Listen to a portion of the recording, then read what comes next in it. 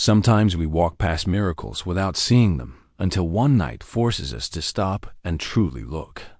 Clara Vance was worth millions, but felt empty inside until she met a homeless man named Jonah who used to be an architect. She made him a strange promise.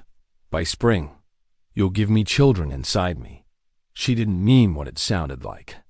Clara wanted something deeper, ideas and dreams that could fill the lonely spaces in her successful but hollow life. Jonah had lost everything and didn't trust her words. But Clara starts paying for his dream project, a youth center in the worst part of town. As they worked together, both discovered that broken people can build beautiful things. Two lives that seemed finished find new purpose in helping forgotten kids. What happens when the richest woman in the city and a man who sleeps in doorways decide to change the world together? Before we jump back in, tell us where you're tuning in from, and if this story touches you, make sure you're subscribed, because tomorrow I've saved something extra special for you. The alarm buzzed at 5:30, same as every morning for the past 10 years. Clara Vance reached across the expanse of her king-sized bed that could sleep four, but had only ever held one, and silenced the sound with practiced precision. Her penthouse apartment overlooked the city she'd conquered, 36 floors above the streets where real life happened. She padded barefoot across marble floors that cost more than most people's cars, past floor-to-ceiling windows that framed a view of downtown like an expensive painting. The coffee maker had already started its cycle, programmed the night before, because Clara controlled every detail of her existence. She'd learned long ago that chaos was the enemy of success, and success was the only thing that mattered.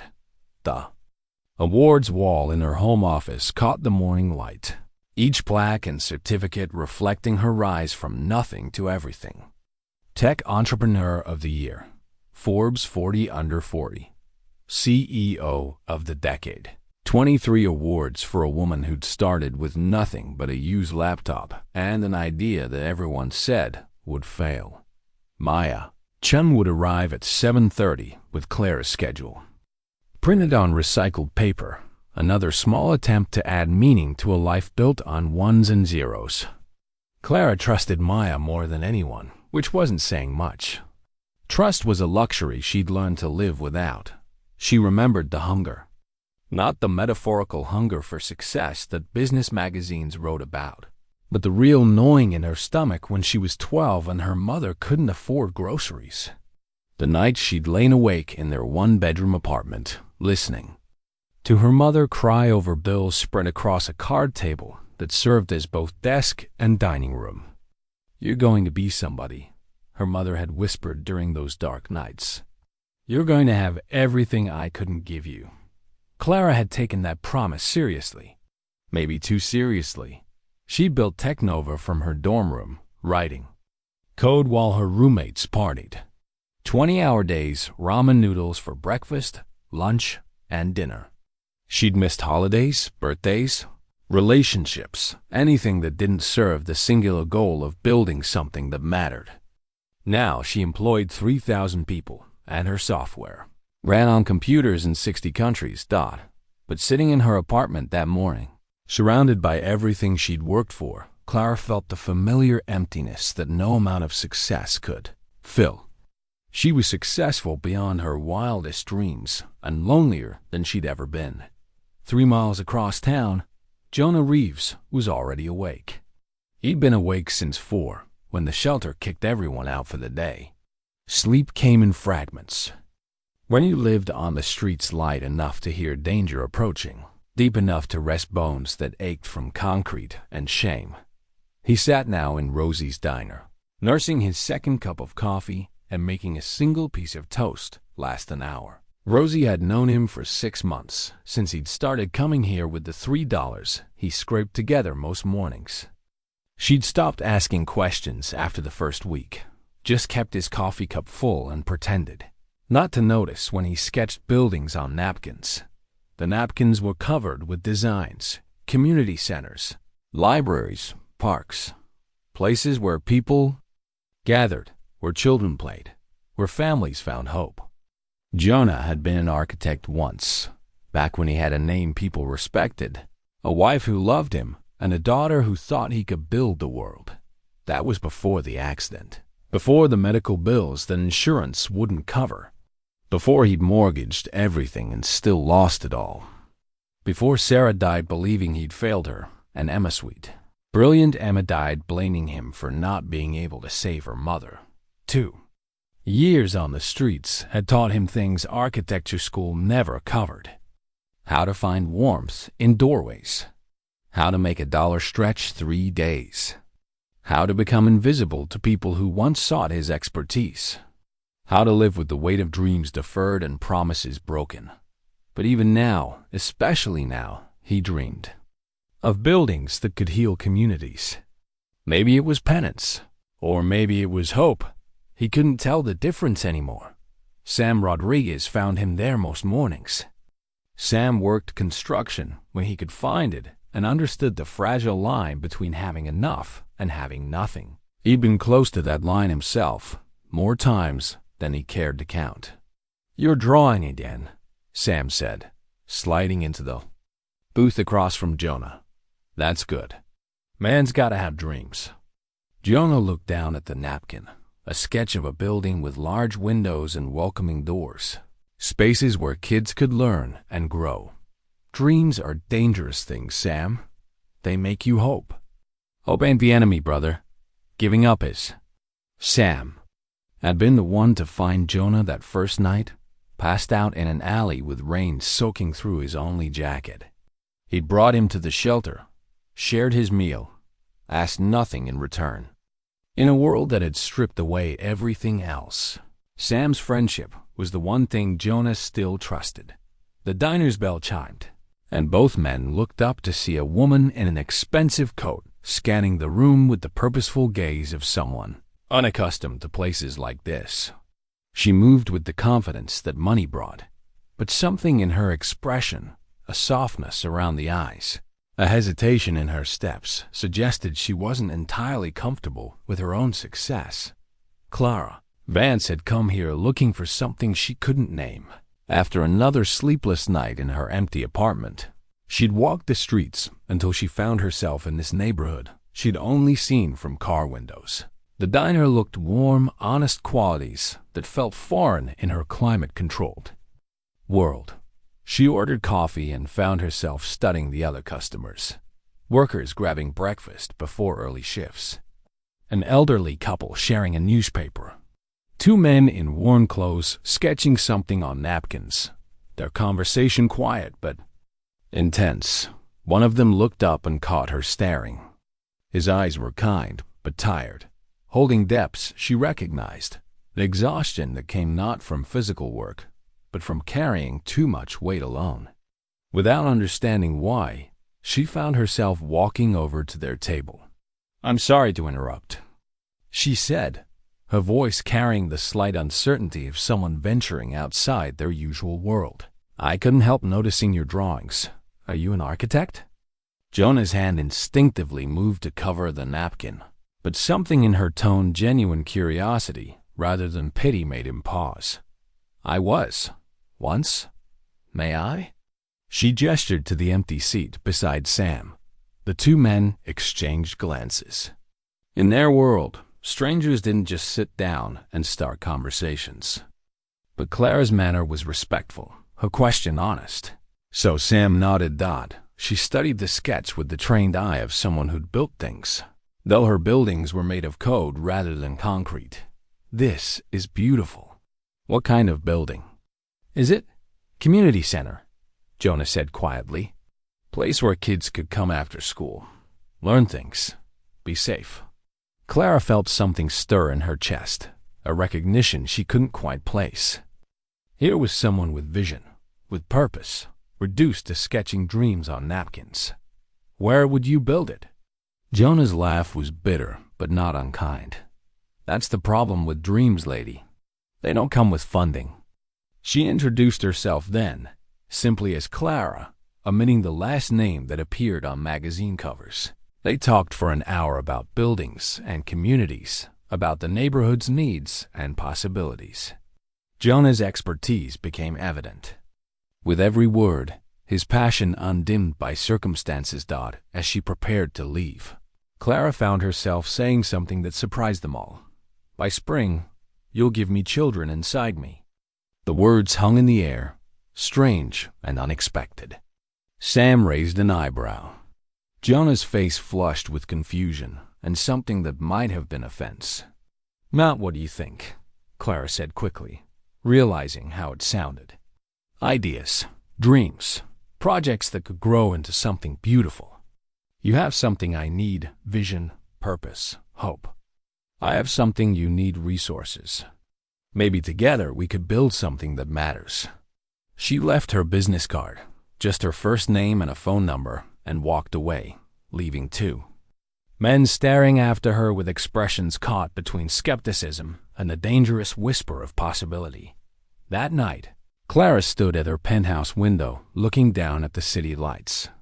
Somewhere out there, a man was sketching buildings on napkins, dreaming of places where communities could heal. She built an empire by recognizing potential others missed. Maybe it was time to apply that skill to something more meaningful than profit margins. In the shelter, Jonah lay on his narrow cot, staring at the business card. Clara. No last name, no title, just a woman who'd listened to his dreams without judgment. Sam's words echoed in his mind. "Hope ain't the enemy, brother."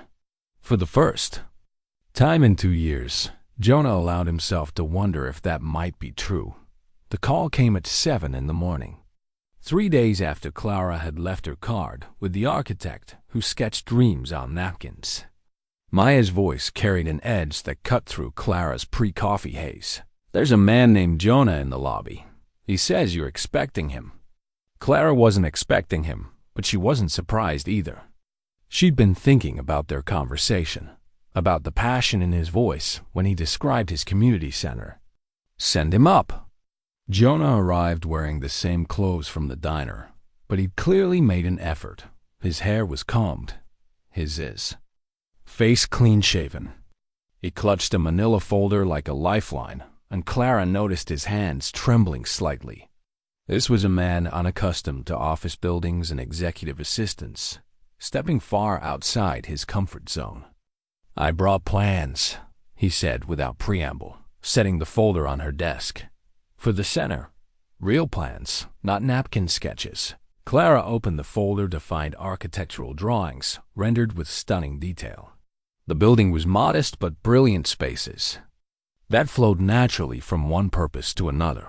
Windows positioned to maximize natural light, outdoor areas that invited community gathering. This wasn't just a building. It was a vision of how architecture could nurture human connection. "This is extraordinary," she said, and meant it. "Where did you envision building it?" Jonah's expression darkened. "That's why I'm here." The Lot 1 had in mind the only lot in the neighborhood that makes sense. It's going to be demolished. He'd pulled out a crumpled notice, the kind of bureaucratic document that changed lives with cold efficiency. The city was seizing the property for urban renewal, a euphemism that usually meant displacing the poor to make room for the profitable. "There's a community garden there now," Jonah continued. "Mrs. Martinez has been growing vegetables for 20 families. The kids play there after school because it's the only safe green space for miles. In 6 months, it'll be gone." Clara studied the demolition notice, her business mind automatically calculating angles and possibilities. She'd navigated municipal politics before, though usually from the other side seeking permits and tax breaks for her corporate offices. This would be different. What's the timeline? 60 days until demolition begins. The community is trying to fight it, but they don't have lawyers or money or political connections. They have petitions and hope, and that's about it. Clara was quiet for a long moment, studying both the architectural plans and the man who'd created them. Jonah sat straighter, perhaps mistaking her silence for rejection. "I know what you're thinking," he said. "Why should a successful businesswoman care about a vacant lot in a neighborhood she's probably never visited? But you said something about needing vision, about building something that matters. This matters. You're right, Clara said. I have been thinking, but not what you imagine. She reached for her phone and dialed a number from memory. David, it's Clara. I need to see the municipal development files for District 7, specifically the Riverside Gardens property. Yes, I know it's short notice. No, this isn't for Technova. The conversation continued for 5 minutes, Clara navigating bureaucratic channels with practiced ease while Jonah watched in amazement. When she hung up, her expression was determined. We have 48 hours to file a formal objection to the demolition. After that, we'll need to present an alternative development plan that serves the city's interests while preserving the community's space. We? Jonah's voice cracked slightly on the word. You designed something beautiful. I know how to make beautiful things happen.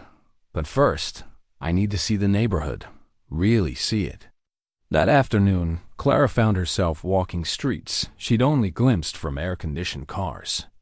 The poverty was real buildings that needed repair, vacant lots filled with debris, the tired faces of people working too hard for too little. But there was also life here, resilience, community bonds that her wealthy neighborhood had never. Foster-dot children played in the lot marked for demolition, their laughter echoing off surrounding buildings. An elderly woman tended tomato plants with the care of someone nurturing hope itself. Teenagers gathered around a makeshift basketball hoop, their energy electric, despite the cracked pavement beneath their feet. Jonah watched Clara's face as she took it all in. It's not much to look at, he said, but it's home to people who don't have other options. It's perfect, Clara said, surprising him. Not the conditions, those need to change, but the community, the connections, the way people look out for each other. This is what I've been missing. Mrs. Martinez approached them, her weathered hands still dirty from the garden. She spoke to Jonah in rapid Spanish, gesturing toward Clara with curiosity and slight suspicion. She wants to know if you're another developer come to promise things you won't deliver. Jonah translated. Clara knelt beside a row of green beans, studying the careful organization of the garden plots. Tell her I'm someone who understands that some things can't be measured in profit margins. The translation sparked something in Mrs. Martinez's eyes. She spoke again, longer this time, her voice carrying decades of disappointment but also stubborn hope.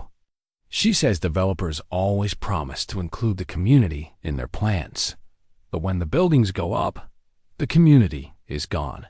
She wants to know what makes you different. Clara stood, dirt on her expensive shoes, facing a woman whose entire world was threatened by faceless bureaucrats and profit-driven plans. Tell her I don't want to replace what's here. I want to help it grow. The next morning brought their first real obstacle. Clara's assistant Maya had done her research overnight, and the findings were sobering. The demolition order comes from Riverside Development Corporation, Maya reported. They're planning a mixed-use complex retail on the ground floor, luxury condos above. The city council approved it 6 months ago. Who's behind Riverside Development? Maya's expression grew uncomfortable. That's where it gets complicated. The principal investor is David Chun. Clara's blood chilled. David Chen, her ex-fiance, the man she'd almost married before realizing that his vision of success matched perfectly with her own shallow ambitions. They dated for 3 years, a relationship built on mutual professional advancement rather than any deeper connection. When she'd broken their engagement 2 years ago, he'd taken it as both personal rejection and professional betrayal. He knows, Clara said quietly. Somehow he knows I'm involved with this project. The phone rang before Maya could respond. David's voice was smooth, confident, carrying the slight condescension that had ultimately driven Clara away. Clara, darling, I hear you're slumming in District 7 these days. How refreshingly ... charitable of you. What do you want, David? just to chat about old times, and to remind you that the Riverside project represents 18 months of planning and $12 million in committed capital. I'd hate to see you embarrass yourself by tilting at municipal windmills. The community deserves better than displacement and gentrification. David's laugh was cold. The community deserves development that creates jobs and increases property values. But I suppose you found a new hobby in playing savior to the grateful poor. Clara felt anger rising, not just at David's dismissive tone, but at how accurately he'd identified her own conflicted motives.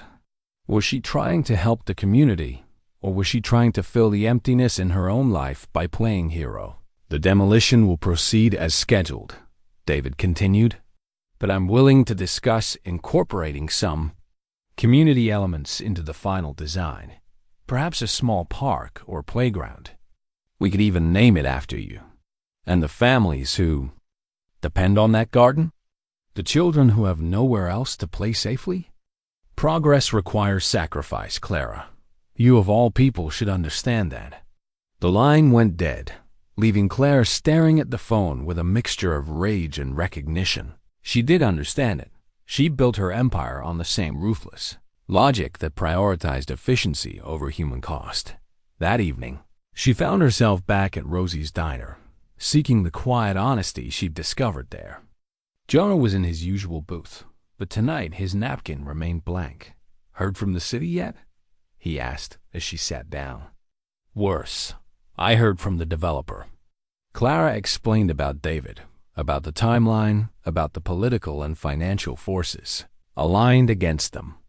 With each detail, she watched Jonah's expression grow more resigned. "So that's it then," he said finally. "Should have known better than to hope." "That's not it," Clara said firmly. "This is where we fight back." "With what?"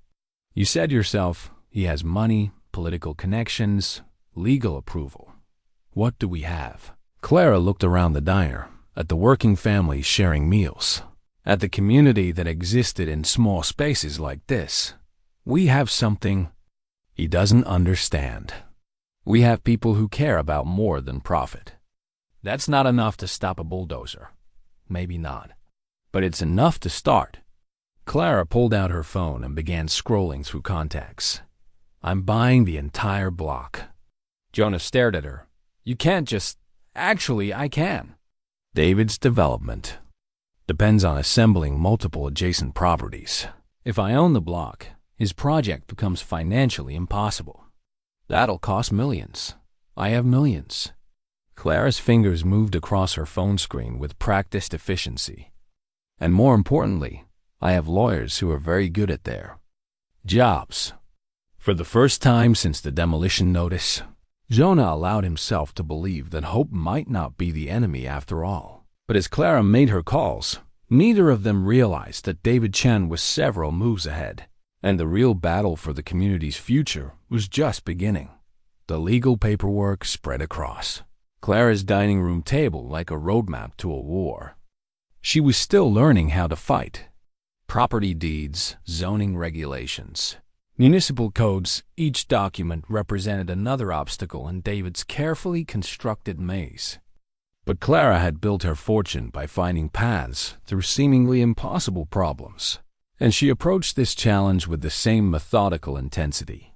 Jonah sat across from her, architectural drawings mixed with legal briefs, his expertise suddenly as valuable as any lawyer's. He understood the neighborhood in ways that couldn't be quantified.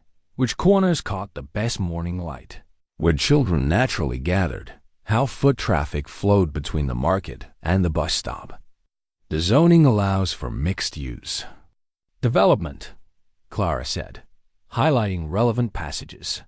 "If we can demonstrate that your community center serves both residential and commercial purposes, we might have grounds for an alternative proposal." "The center could include a cafe," Jonah suggested, sketching modifications in the margins. "Mrs. Martinez has been talking about expanding her cooking, and there's space for small retail, maybe a corner store that stocks healthy groceries." Clara watched his hands move across the paper with practiced confidence. This was a different man from the one who'd sat nervously in her office days earlier. Here, discussing the intersection of community needs and architectural possibility, Jonah carried himself with quiet authority. "You really believe this could work?" she asked. Jonah looked up from his sketches. Architecture isn't just about buildings. It's about creating spaces where life can flourish. This neighborhood has life. It just needs space to grow. Their eyes met across the table, and Clara felt something shift between them. This was no longer a wealthy woman's charitable project or a homeless man's desperate dream. They were partners now, each bringing skills the other lacked, working towards something neither could achieve alone. Maya arrived at 8 with takeout from the Italian place Clara favored and news from City Hall. "I filed the preliminary objection," she reported, setting containers of pasta on the cleared corner of the table. "But David's team was there this morning too. They're fast-tracking the demolition approval." "How much time do we have?" Clara asked. 2 weeks, maybe 3, if we can find procedural delays. Jonah set down his pencil. "That's not enough time to design and approve a full alternative proposal." "No," Clara agreed. "But it might be enough to create doubt in the city council's mind." She pulled out her laptop and began typing with the focused intensity that had built her empire. "We need community support, vocal, visible, undeniable support. And we need to show that our proposal serves the city's economic interests as well as the community's social needs." Over the next 3 days, they divided their efforts.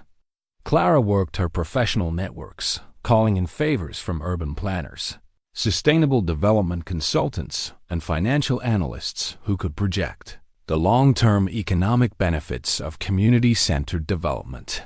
Jonah worked the neighborhood, going door to door with Sam to explain their plans and build grassroots support. The response from the community was mixed.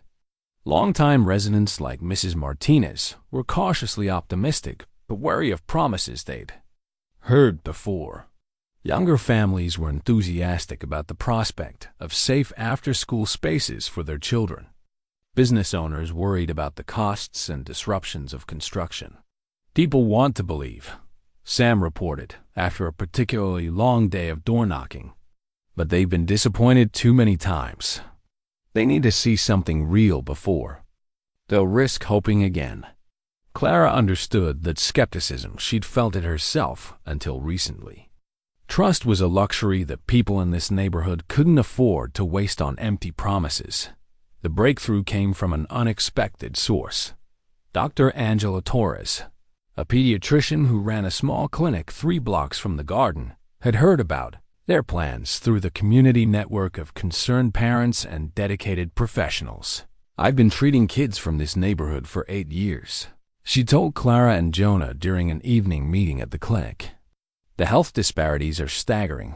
Asthma from poor air quality, obesity from food deserts, depression, and anxiety from lack of safe recreational spaces." She showed them photographs of children who could benefit from the kind of programming Jonah envisioned. Art therapy spaces for kids dealing with trauma.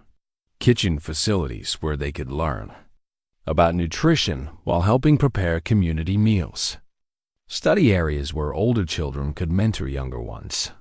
"Your community center isn't just architecture," Dr. Torres said. "It's preventive medicine. It's educational infrastructure. It's economic development that starts with human development." Clara felt pieces clicking into place. "Could you help us document the public health benefits?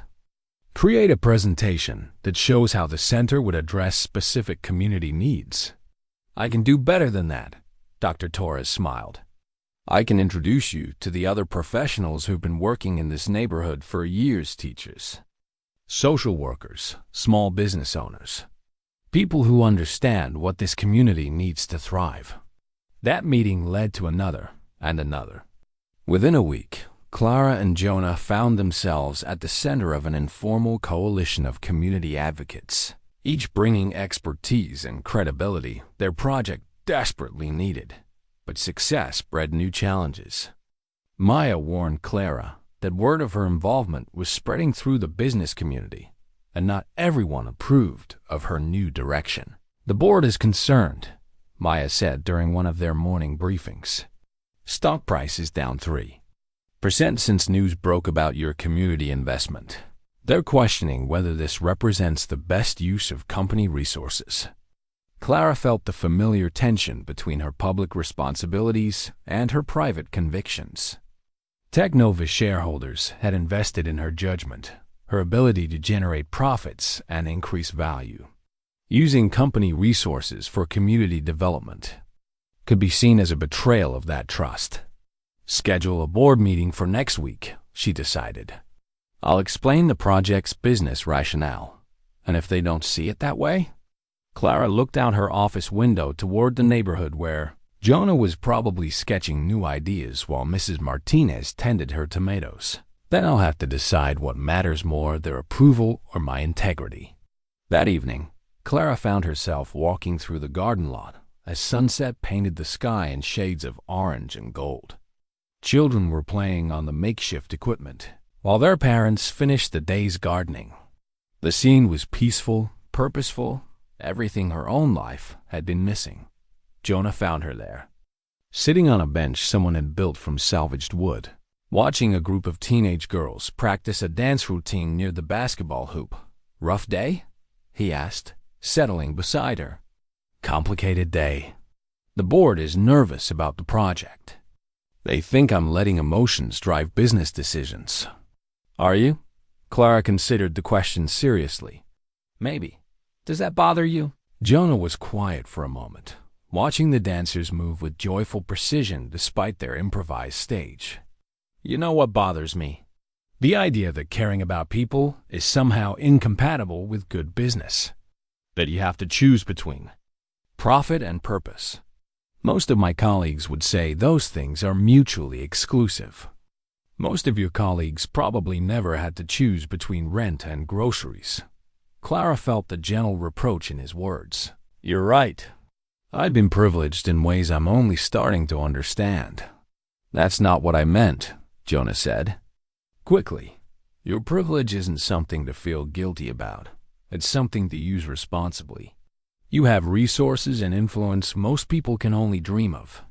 The question is what you choose to do with them." As if summoned by their conversation, one of the dancing girls approached their bench. She was maybe 13, with serious eyes and paint-stained fingers. "You're the lady who's trying to save our garden," she said to Clara. "I'm trying to help, yes. My grandmother says rich people always promise things they don't deliver." Clara felt the weight of generations of broken promises in the girl's direct gaze. "Your grandmother sounds wise." "She is, but she also says sometimes you have to take risks if you want things to change." The girl returned to her friends, leaving Clara and Jonah sitting in the gathering darkness, surrounded by the sounds of a community that had learned to create joy in the midst of struggle. "No pressure," Jonah said with a slight smile. Clara laughed despite the enormity of what lay ahead. No pressure at all. The Technova boardroom had hosted countless meetings over the years, but none quite like this one. Clara stood before 12 of the city's most successful business leaders. Architectural plans spread across the mahogany table that had witnessed billion-dollar decisions. Today, she was asking them to invest in something that couldn't be measured, in quarterly earnings. The Riverside Community Center represents more than real estate development, Clara explained, her presentation moving between financial projections and photographs of neighborhood children. It's infrastructure investment with measurable social returns. Board member Patricia Wong raised her hand. "Clara, we appreciate your passion for community service, but Technova's mission is technology innovation, not social work. Our shareholders expect us to focus on core competencies." "This is about core competencies," Clara replied. "We're a technology company built on human innovation. The next generation of innovators is growing up in communities like Riverside, but they lack the resources and opportunities to develop their potential. She clicked to the next slide, showing demographic data Dr. Torres had helped compile. 60% of children in this neighborhood test above grade level in mathematics. 40% show exceptional creativity in problem-solving assessments. But college enrollment rates are below 20% because they lack access to advanced educational programming. Board member Robert Chun, David's uncle, though Clara tried not to think about that connection, leaned forward. Even if we accept the social value, the financial risk is substantial. You're proposing to invest $8 million in a project with no clear revenue stream. The revenue stream is human capital, Clara said. Every child who gains access to advanced education through this center represents potential future employment for companies like ours. Every family that stabilizes in this neighborhood represents a consumer base for our products and services. She pulled up case studies from other cities where community-centered development had revitalized entire districts. Property values increased, crime decreased, local businesses thrived. The data was compelling, but Clara could see skepticism in several faces around the table. The meeting continued for 2 hours, with questions ranging from thoughtful to hostile. When it ended, Clara had authorization to proceed barely. The vote was 7-5, with strict oversight requirements and quarterly reviews. You have 6 months to demonstrate measurable progress, Patricia warned as the other board members filed out. If this project becomes a financial or public relations liability, we'll need to reconsider our support. Clara nodded, understanding the subtext. She had 6 months to prove that business success and community impact weren't mutually exclusive. 6 months to justify risking everything she built for something she couldn't yet fully define. That afternoon brought a different kind of challenge. David had requested a meeting neutral ground, he'd said, which turned out to be the upscale cafe where they'd once discussed their engagement. The location felt deliberately chosen to remind Clara of the life she'd walked away from.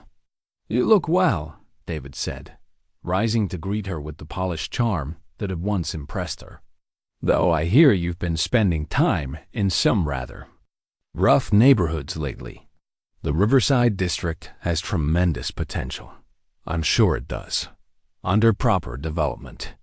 David's smile was patient, condescending. "Clara, you're a brilliant businesswoman, but you're out of your depth here. Community development requires political relationships and municipal expertise you simply don't have. I'm learning quickly. I'm sure you are.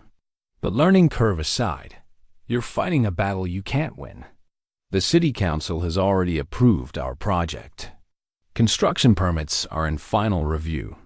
Your community center, while admirable in theory, would require months of additional approvals that frankly aren't going to happen." Clara sipped her coffee, studying the man who'd once shared her ambitions and values. "What are you really offering, David?" "Partnership. Incorporate your community programming into our mixed-use development. We'll allocate space for educational facilities, community meeting rooms, even a small garden area. Your vision realized, within a financially sustainable framework."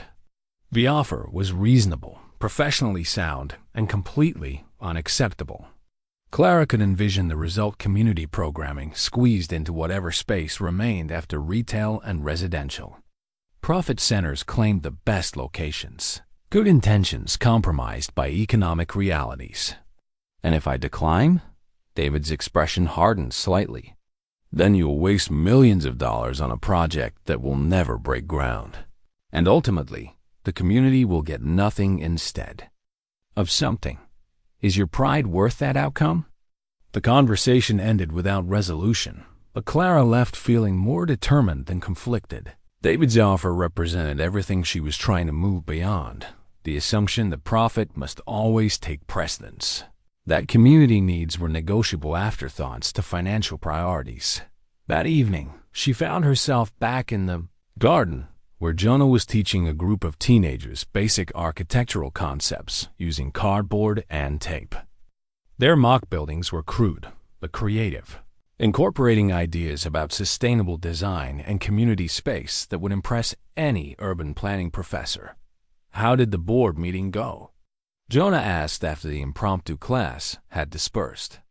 Better than expected, worse than hoped. We have 6 months to prove this works. And the meeting with David? Clara had told him about the cafe encounter, including David's partnership offer. Jonah had listened without comment, but she could see the wheels turning behind his thoughtful expression. He's not wrong about the timeline, Jonah said now. Getting proper permits for the community center will take months, maybe longer if David's team creates obstacles, so we find another way. What kind of other way? Clara sat on the bench where she talked with the dancing girl, looking around at the garden that had become the center of her world. What if we start small? Instead of waiting for permits to build the community center, what if we begin programming here in the garden itself? Jonah's eyes lit up with understanding. Temporary structures, pop-up educational spaces, outdoor classrooms and workshop areas. Exactly. We can demonstrate community support and program effectiveness while we navigate the permit process. And if David's team tries to stop us, they'll be fighting against children's educational programming rather than abstract development plans. That's either brilliant or completely insane. Both, probably. But it might work. Over the next week, their small coalition expanded into something resembling an actual organization. Dr. Torres recruited teachers and counselors willing to volunteer their time. Sam connected them with construction workers who could build basic structures during weekend hours. Mrs. Martinez organized cooking classes that would teach nutrition, while bringing families together around shared meals. Maya, initially skeptical of the project's expansion, found herself coordinating schedules and managing logistics with the efficiency that made her invaluable. I don't understand how this became my job, she complained while updating volunteer schedules. Because you're good at it, Clara replied. And because it matters. Does it? Really? Or are we all just indulging your quarter-life crisis? The question hit harder than Maya probably intended. Clara had been asking herself similar questions, whether his sudden passion for community development represented genuine purpose or simply another way to fill the emptiness that success had failed to address. It matters because it works, Clara said finally, watching through her office window as construction workers arrived for the morning shift. Look at the programming we've already started. Look at the children who are learning things they never thought possible. Look at Mrs. Martinez, teaching cooking classes that bring 3 generations together around the same table. Maya followed, her gaze toward the neighborhood that had become the center of their world. I'm not questioning the impact. I'm questioning whether you're prepared for what comes next. What do you mean? I mean, David Chun isn't going to give up easily. I mean, your board is getting nervous about the resources you're committing to this project. I mean that what started as a simple community center has become something much larger and more complicated. Clara understood Maya's concerns, but she also understood something her assistant hadn't yet grasped, that some complications were worth embracing because they led to solutions that addressed deeper problems. Schedule a meeting with the board for next week, Clara decided. It's time to be transparent about what we're doing here and why it aligns with Technova's long-term interests. That afternoon brought Clara's first real glimpse of the opposition they were facing. David had requested a private meeting neutral ground he'd suggested, which turned out to be the upscale restaurant where they'd once celebrated Technova's initial public offering. You look well, David said, rising to greet her with the polished charm that had once impressed her, but now felt calculated and cold. Though I hear you've been spending considerable time in rather unconventional neighborhoods lately.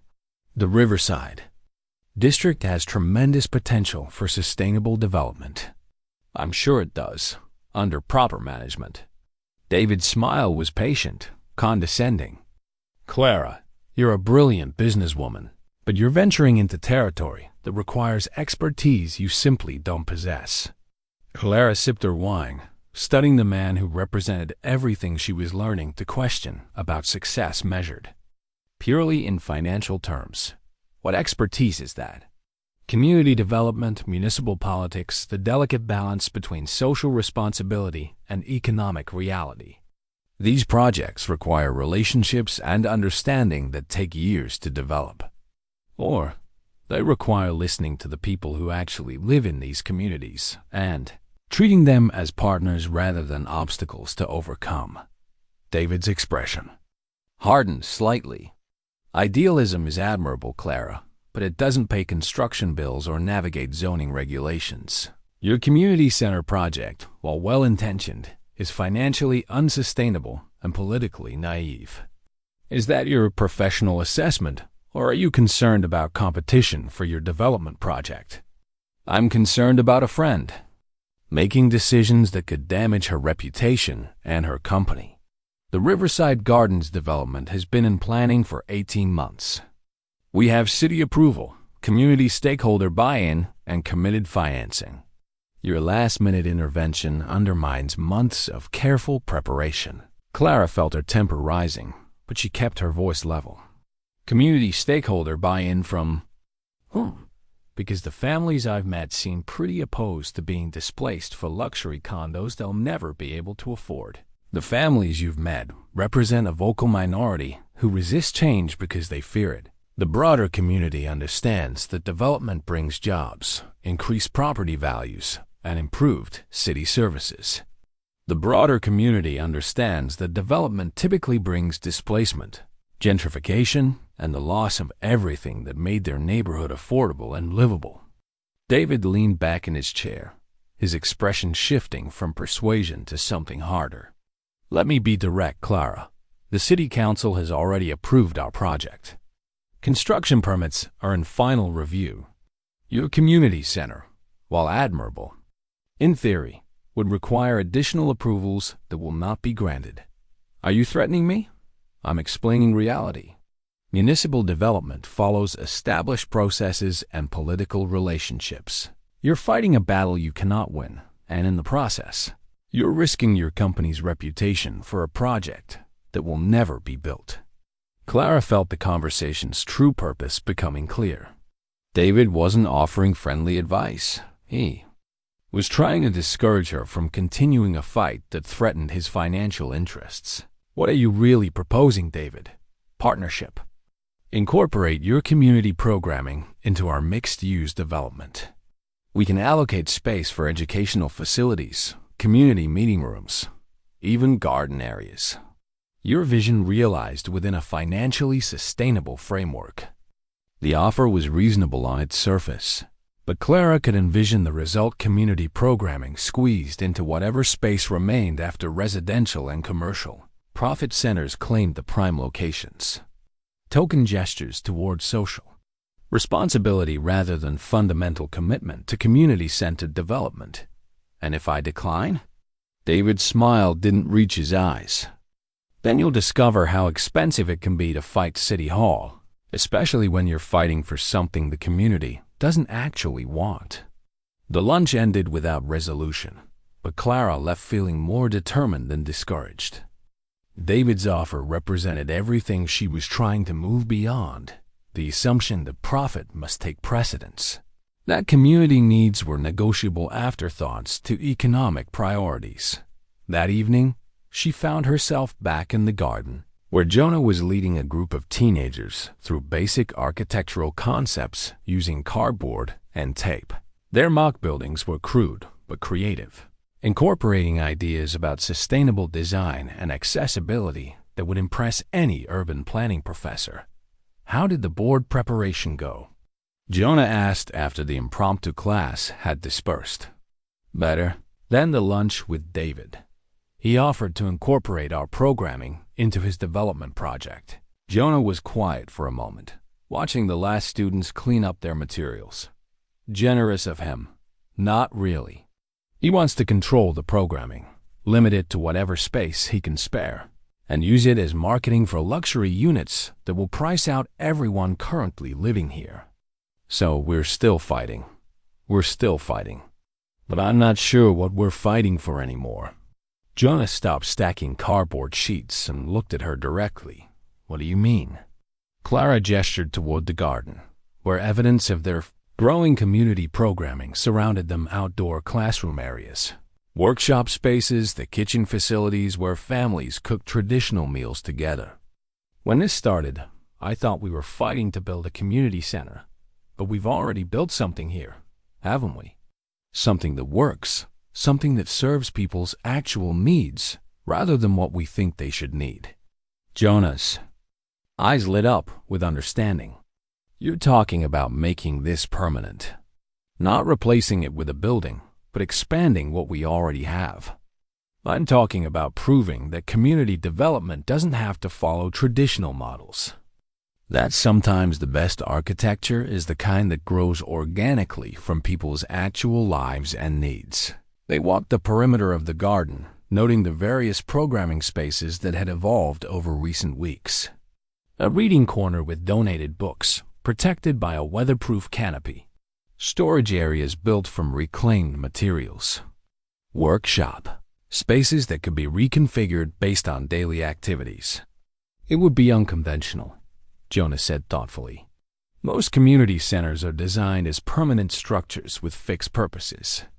This would be more like a living space that adapts to the community's changing needs, rather than forcing the community to adapt to architectural constraints.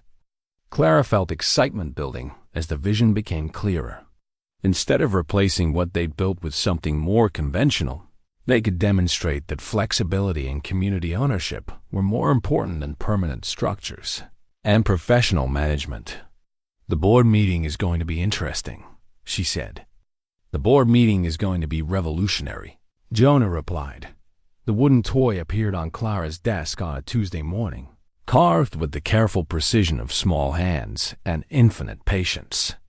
A simple bird, wings spread as if taking flight, with "Thank you, Miss Clara," etched in careful letters along its base.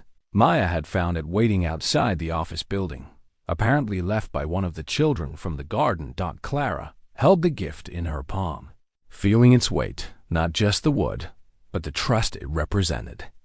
Somewhere in the neighborhood, a child had spent hours creating this token of gratitude for someone they barely knew. The gesture was more meaningful than any business award gathering dust in her apartment. Dr. Torres called, Maya reported, settling into the chair across from Clara's desk. The first outdoor classroom session yesterday went better than expected. 32 kids showed up, and they want to expand to 4 days a week. What about materials? Supplies? Handled. Jonah has connections with suppliers who are donating basics, and some of the parents are contributing what they can. Mrs. Martinez set up a community fund, people putting in what they can afford. No questions asked. Clara nodded, but her attention kept drifting to the carved bird.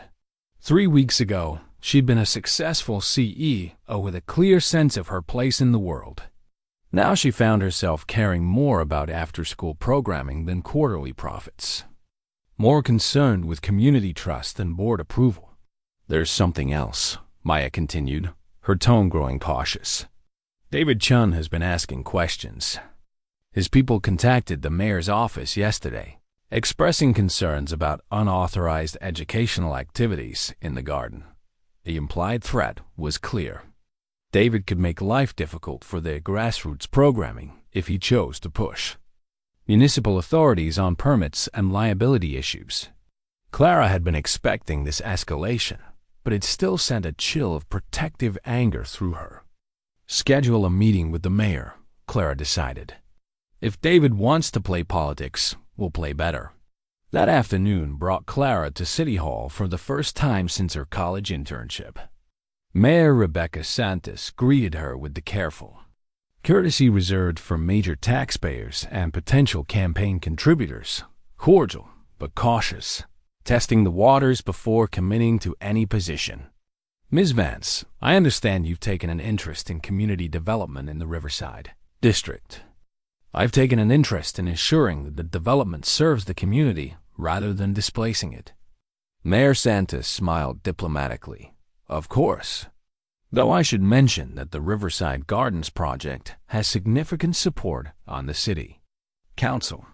It represents substantial tax revenue and job creation. So does community-centered development. The difference is timeline and sustainability. Clara had prepared for this conversation, bringing economic projections that showed long-term benefits of education-focused investment versus short-term gains from luxury development. But she could see in the mayor's expression that the decision had already been made at levels above municipal politics. I appreciate your passion for this project, the mayor said finally, but I have to consider the broader economic needs of the city. Mr. Chun's development provides immediate revenue and employment opportunities we can't ignore. And the families who depend on that garden? The children who have nowhere else to go after school? Change is difficult, but it's necessary for progress. I'm sure accommodations can be made within the new development framework. Clara left City Hall understanding that official channels would provide no help. The battle for the garden would be fought in public opinion and community organizing rather than conference rooms and political favors. That evening, she found Jonah in his element, leading a group of teenagers through the basics of sustainable design using materials salvaged from construction sites. His teaching style was patient but challenging, pushing the students to think beyond immediate problems towards systemic solutions. How do we make buildings that give back more than they take? He asked the group gathered around a makeshift table constructed from sawhorses and plywood. Solar panels? Suggested Maria, the dancing girl Clara had met weeks earlier. Good start. What else? Gardens on the roof? Offered another student. Rain collection systems? Added a third. Clara watched from the edge of the group, struck by how naturally these young people grasped concepts that had taken her years of business experience to appreciate. They understood instinctively that sustainability meant thinking about community impact, not just individual profit. After the class dispersed, Clara and Jonah walked the perimeter of the garden, checking on the various programming spaces that had sprouted over recent weeks. A reading corner with donated books, protected by a weatherproof canopy. Kitchen facilities where families cooked traditional meals together. Workshop areas where older residents taught woodworking and textile arts to eager students. It's working, Clara said, gesturing toward the evidence of community engagement surrounding them. For now, Jonah agreed. But David's not going to let this continue indefinitely. Eventually, he'll find a way to shut us down. Then, we make sure there's too much community support to ignore. Jonah stopped walking, studying her face in the dim light from nearby street lamps. Clara, can I ask you something? Of course. Why? Does this matter so much to you? Really? You could fund a dozen community centers in neighborhoods where you wouldn't face this kind of opposition. Why fight for this particular place? The question had been haunting Clara for weeks, surfacing. During sleepless nights and quiet moments between meetings, she looked around the garden at the evidence of what people could build when given space and opportunity. Because it's real, she said finally. Everything else in my life, the company, the awards, the money, it all feels like elaborate scorekeeping for a game I'm not sure matters.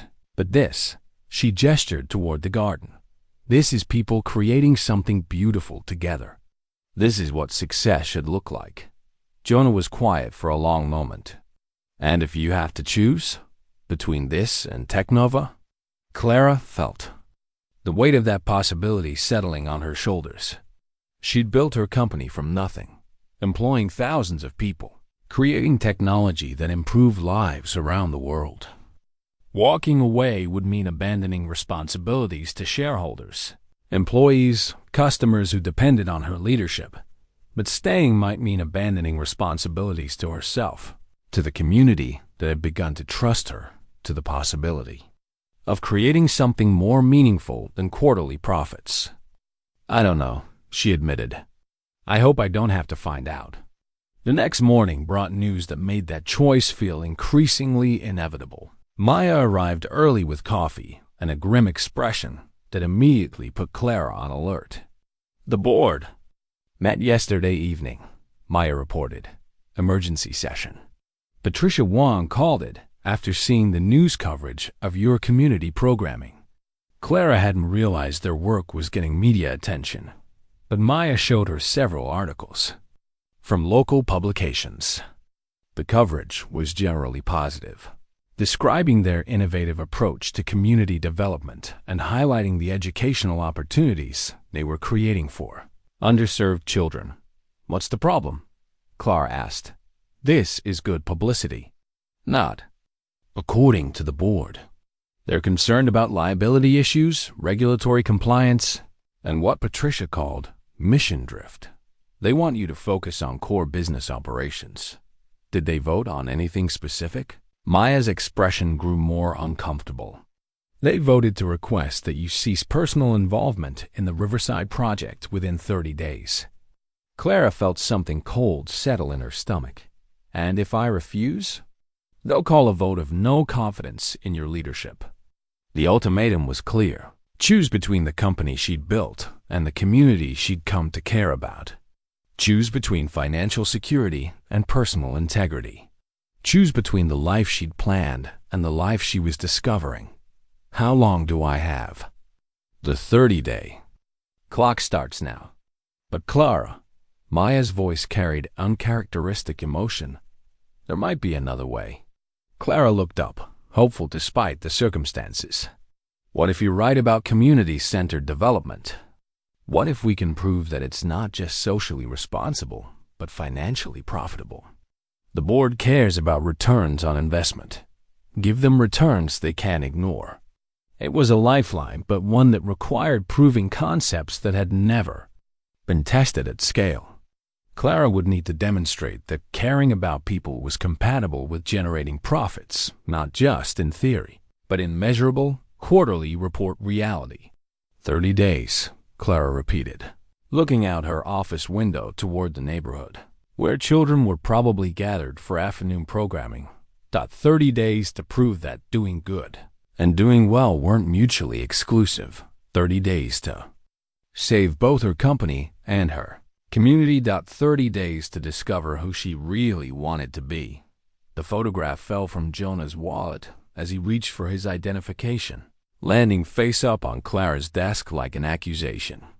Two faces smiled back at them, a woman with kind eyes and dark hair, a little girl with Jonah's thoughtful expression and gap-toothed grin. The image was worn soft at the edges, creased from countless viewings. The colors faded, but the love unmistakable. "I'm sorry," Jonah said quickly, reaching to retrieve the photo, but Clara had already seen the devastation that crossed his features. "Don't apologize."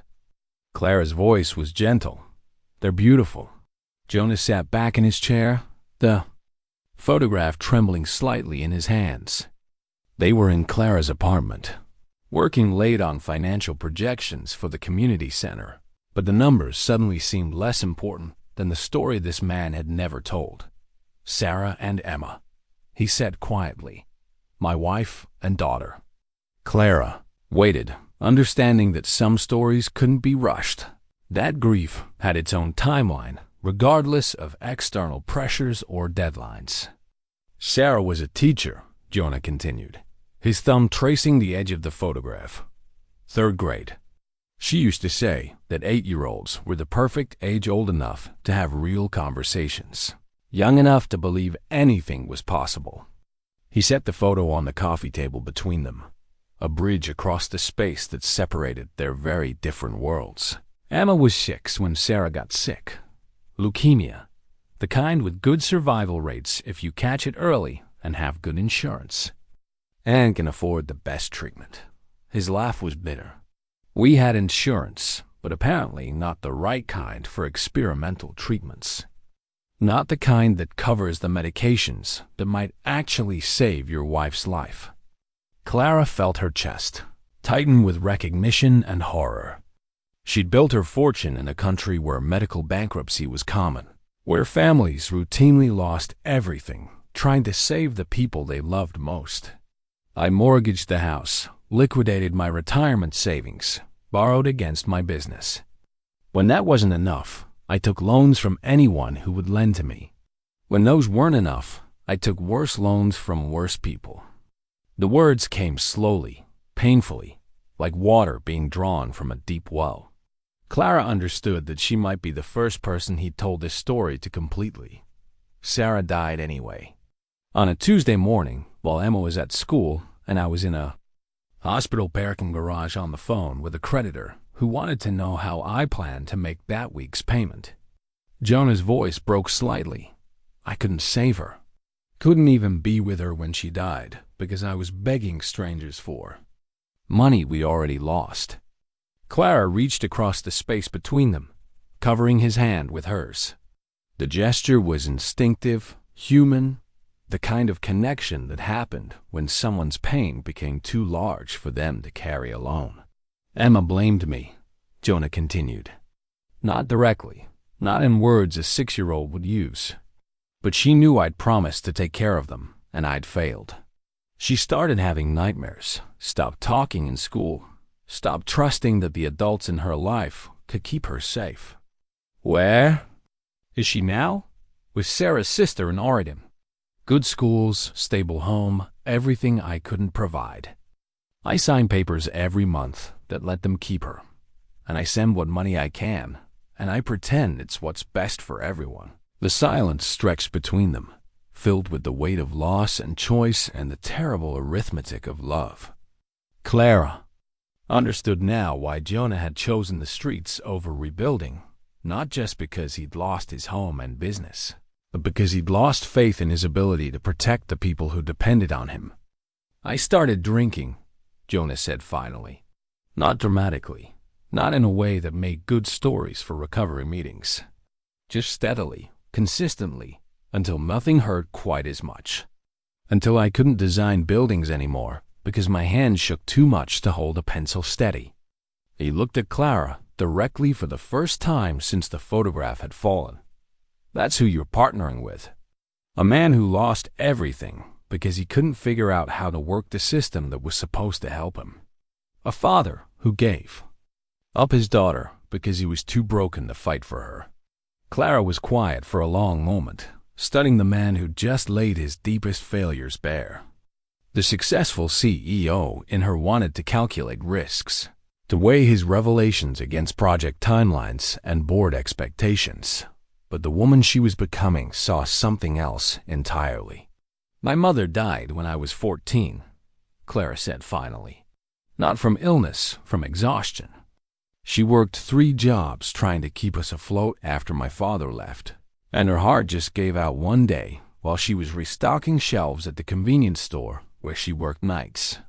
Jonah looked up, surprised by her response. I blamed myself. For years, Clara continued.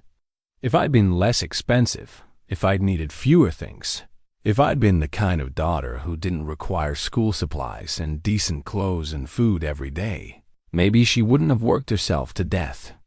She pulled out her phone and showed him a picture of herself at 18, accepting a scholarship award, standing next to a gaunt woman with tired eyes but a proud smile. That's the last photo we took together. 2 weeks later, she was gone, and I was alone with a college acceptance letter and enough guilt to last a lifetime. Clara set the phone on the table next to Jonah's photograph, 2 images of love and loss, 2 stories of systems that failed the people they were supposed to protect. You want to know why this project matters to me? Because I've seen what happens when good people can't access the resources they need to save the people they love. I've lived in a world where your zip code determines whether you get opportunities or obstacles, where being poor is treated like a moral failing instead of a policy choice. She leaned forward, her voice carrying the intensity that had built an empire and was now focused on something more important than profit margins. You didn't fail Sarah and Emma. The system failed them. The system that says healthcare is a commodity instead of a right. That says families should go bankrupt trying to save each other. That says children should lose their parents because their parents can't afford to live. Jonah was crying now quietly, without shame, the tears of a man who'd carried grief alone for too long. I can't get them back, he whispered. No, but you can build something that might help other families stay together. You can design spaces where communities support each other instead of competing for scraps. You can teach children that they matter, that their dreams are worth investing in, that the adults in their lives are fighting for their futures. Clara moved to sit beside him on the couch, close enough to offer comfort without demanding intimacy. He might not be ready for. The community center isn't about replacing what you lost, she continued. It's about honoring it. Every child who learns something new, every family that finds support, every person who discovers they matter. That's Sarah and Emma's legacy living on in the work you're doing. Jonah looked at her with an expression caught between gratitude and disbelief. How do you know how to do this? Do what? Make broken things feel like they might be fixable. Clara smiled, feeling the truth of his words settle in her chest. Maybe. Because I'm broken too. Maybe because we all are. And the secret isn't fixing everything perfectly. It's finding people to be broken with while we figure out how to build something beautiful anyway. They sat together in the quiet of her apartment. Two people who'd lost too much and found each other anyway, surrounded by plans for a building that might never get built but represented hope they'd both thought was gone forever. Outside, the city continued its relentless pace deals being made. Fortunes won and lost. People working late into the night pursuing success they couldn't quite define. But inside Clara's apartment, time moved differently, marked not by profit and loss, but by the slow work of healing and the steady courage required to believe in tomorrow. When Jonah finally spoke again, his voice carried something Clara hadn't heard before, not just hope, but determination. I want to show you something, he said, reaching for his sketchpad. I've been working on modifications to the community center design. Spaces specifically for families dealing with medical crises. Support groups, resource centers, places where people can help each other navigate systems that seem designed to break them. Clara watched his hands move across the paper with renewed confidence, sketching rooms that could hold both practical assistance and emotional support. This wasn't just architecture anymore. It was applied empathy, spaces designed to catch people when they fell and help them find their footing again. It's perfect, she said, meaning it completely. It's a start, Jonah replied. For Sarah and Emma, for your mother, for all the people who deserve better than what the system gave them.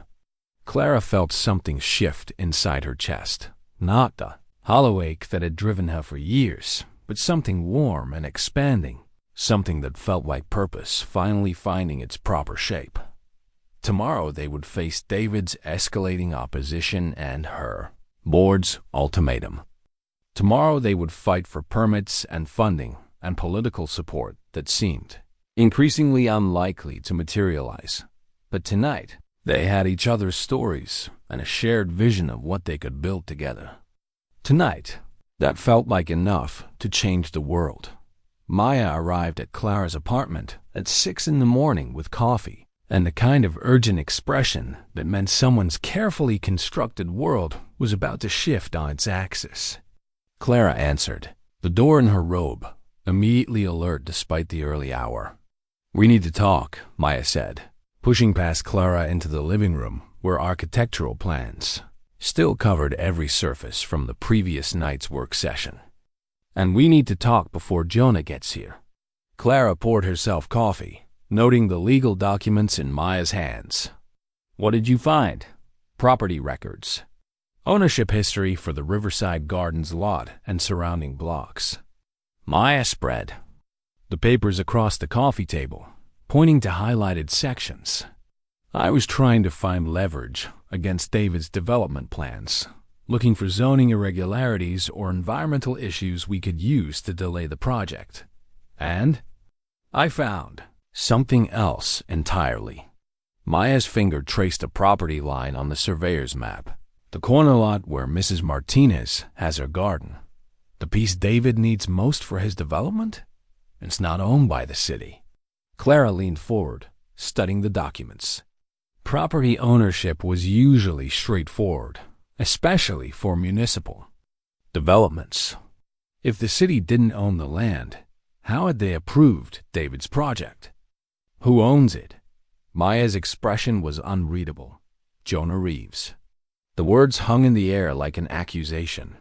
Clara stared at the documents, reading the legal description twice before the implications began to sink in. The man she'd been trying to help, the homeless architect whose dreams she'd been funding, owned the most valuable piece of the property they were fighting to save. That's impossible. Jonah lost everything when Sarah died. He told me about the bankruptcy, the foreclosure. He lost his house, his business, his savings. But this property came to him through his wife's family estate. Different legal entity, protected from creditors by a trust structure he probably didn't even know existed. Maya pulled out additional documents, probate records, trust agreements, property transfer documents dating back 3 years. The legal language was dense, but the facts were clear. Jonah had inherited valuable real estate and apparently had no idea. According to current market assessments, this lot is worth approximately $2.5 million, Maya continued. More if it's developed commercially. David's entire project depends on acquiring this parcel, and the current owner is living in homeless shelters. Clara felt something cold settle in her stomach. Either Jonah had been lying to her about his circumstances, or he was genuinely unaware that he owned property worth more than most people would see in a lifetime. Both possibilities raised disturbing questions about their partnership and his motivations. Does David know? Based on the legal filings I found, David's been trying to acquire this lot for months. His development company has sent multiple purchase offers to the address of record, which happens to be a law office that's been forwarding mail to a P.O. box that Jonah apparently never checks. The pieces were falling into place with sickening clarity. David wasn't just fighting their community center project. He was trying to acquire property from a man who didn't know he owned it. And Clara had been unknowingly helping Jonah position himself as either a victim or a very sophisticated player in a much larger game. We have to tell him, Clara said finally. Do we? Think about this carefully. If Jonah knows he owns this property, why hasn't he mentioned it? Why let you fund his project when he could fund it himself? Why maintain the homeless shelter charade when he could afford his own apartment? Clara felt the trust she'd built with Jonah beginning to crack under the weight of unanswered questions. She thought about their conversations, his stories about loss and failure, the raw honesty of the previous night's revelations about Sarah and Emma. Had all of that been manipulation? Maybe he really doesn't know, she said, but doubt crept into her voice. Maybe. Or maybe you've been played by someone who's much smarter than he appears. Someone who needed an influential ally to fight David's development plans and found exactly the right emotional buttons to push. The accusation hit Clara like a physical blow. She'd built her career on reading people, on recognizing when someone was trying to manipulate her for personal gain. The possibility that she'd been fooled so completely was almost more disturbing than the possibility that Jonah had deliberately deceived her. A knock at the door interrupted her spiraling thoughts. Through the peephole, she could see Jonah waiting in the hallway with his usual patient expression, probably expecting to continue their work on the community center plans. What do I do? Clara asked Maya. You ask him directly. Show him the documents and watch his reaction. If he's been lying, you'll know. If he's genuinely surprised, you'll know that too. Clara opened the door, studying Jonah's face for any sign. of deception she might have missed before. He looked exactly as he always did, tired but hopeful, carrying his sketchpad and wearing clothes that had seen better days. "Morning," he said, stepping inside. "I had some ideas about the therapeutic spaces we discussed last night." He stopped mid-sentence, noticing Maya's grim expression and the legal documents spread across the coffee table. "Is everything okay?" Clara felt her heart rate accelerate. This was the moment of truth, the moment when she would discover whether the man she'd come to care about was genuine or an elaborate fiction. "Jonah, we need to discuss something important. Something about property ownership in the Riverside district." She watched his face carefully as she explained what Maya had discovered. Confusion gave way to disbelief, then to something that might have been shock or might have been excellent acting. "That's impossible," Jonah said, sinking into a chair. "I lost everything." The lawyers explained that the bankruptcy would eliminate all assets except basic personal possessions. Maya handed him the property deed with his name clearly listed. "As owner, your wife's family estate was structured as an irrevocable trust. Bankruptcy law couldn't touch it." Jonah stared at the document as if it were written in a foreign language. "Sarah mentioned something about her grandmother's property, but I thought—" He looked up at Clara with an expression that seemed genuinely bewildered. "I thought it was just a lot with an old house that wasn't worth anything." "It's worth $2.5 million, Clara said quietly. "And David Chun has been trying to buy it from you for months." The color drained from Jonah's face. "David the developer. You've been fighting. He wants to buy property from me. Property you already own. Property that makes you David's business partner rather than his victim." Clara watched Jonah process this information, looking for any sign that he'd known and concealed the truth. But his reaction seemed authentic, the kind of deep shock that couldn't be easily faked. "I don't understand," Jonah said slowly. "If I own this property, why am I living in shelters? Why have I been accepting your help when I could afford to help myself?" "Those are excellent questions," Maya said, her tone carefully neutral. "Questions that suggest either remarkable ignorance of your own financial situation or remarkable commitment to a cover story." Jonah's head snapped up, anger flashing in his eyes. "You think I've been lying? You think I've been pretending to be homeless while secretly sitting on millions of dollars? I think the situation raises questions that need answers," Clara said, fighting to keep her voice steady. "Questions about what you knew and when you knew it." Jonah stood up, pacing to the window with the agitated energy of someone whose entire understanding of reality had been challenged. 2 years, he said quietly. 2 years I've been living on the streets, eating at soup kitchens, sleeping in doorways. 2 years I've been sending Emma's guardians what little money I could scrape together, apologizing for not being able to provide more. He turned back to face Clara and Maya, his expression raw with something that looked like betrayal not. Betrayal of him, the betrayal by circumstances that had kept him ignorant of his own resources. 2 years I've been carrying guilt about failing my family financially, when apparently I had access to enough money to give Emma everything she needs. Clara felt her skepticism beginning to shift toward sympathy. If Jonah was acting, he was doing it with a level of emotional authenticity that seemed impossible to manufacture. "Why didn't you check on the estate after Sarah died?" Maya asked. "Didn't you have lawyers handling the probate?" "I had lawyers handling the bankruptcy." Everything else felt, Jonah's voice broke slightly. Everything else felt like picking through the wreckage of a life I couldn't bear to think about. I signed papers when they told me to sign papers. I answered questions when they asked questions.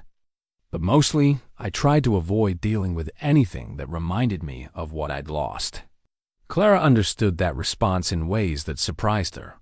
Grief could be paralyzing, especially when combined with shame and financial desperation. The idea that Jonah might have missed crucial information while struggling just to survive each day seemed entirely plausible. "There's something else," Maya said, pulling out additional documents. David's purchase offers include a provision for immediate cash payment, no financing contingencies, no inspection periods. He's been trying to buy this property quickly and quietly, probably hoping you wouldn't realize its full value. Or hoping you wouldn't realize you owned it at all, Clara added, pieces of the larger picture beginning to click into place. If David knew that Jonah was homeless and struggling, if he'd been tracking the property ownership and watching for an opportunity to acquire valuable real estate at below-market prices, then his entire approach to the Riverside development took on a much more sinister character. He's not just trying to build luxury condos, Clara realized aloud. He's trying to steal property from someone he thinks is too desperate or ignorant to fight back. Jonah was staring at the legal documents as if they might disappear if he looked away. What do I do with this information? How do I... He gestured helplessly at the papers. How do I suddenly own something worth millions of dollars when yesterday I was worried about affording coffee? Clara felt the last of her suspicion dissolving, replaced by something fiercer and more protective. Whether Jonah had known about the property or not, David's behavior represented exactly the kind of exploitation she'd spent her life fighting against. You use it, she said firmly. You use it to build exactly what this community needs on land. That belongs to you, in partnership with people who share your vision. Our vision, Jonah corrected quietly. Our vision, Clara agreed, feeling something settle into place that had been off balance since Maya's arrival. David wanted to manipulate someone he thought was powerless. Instead, he's about to discover that he's been fighting a battle he can't win against opponents he underestimated. Maya smiled for the first time that morning. This changes everything. Instead of fighting to stop David's development, we're now fighting to protect Jonah's property rights. Instead of being community activists, we're property owners with legal standing. Clara looked at Jonah, seeing him differently, now not as someone she was helping, but as a true partner with resources and rights that matched her own. The power dynamic between them shifted, but somehow it felt more balanced rather than less. Partners? She asked, extending her hand.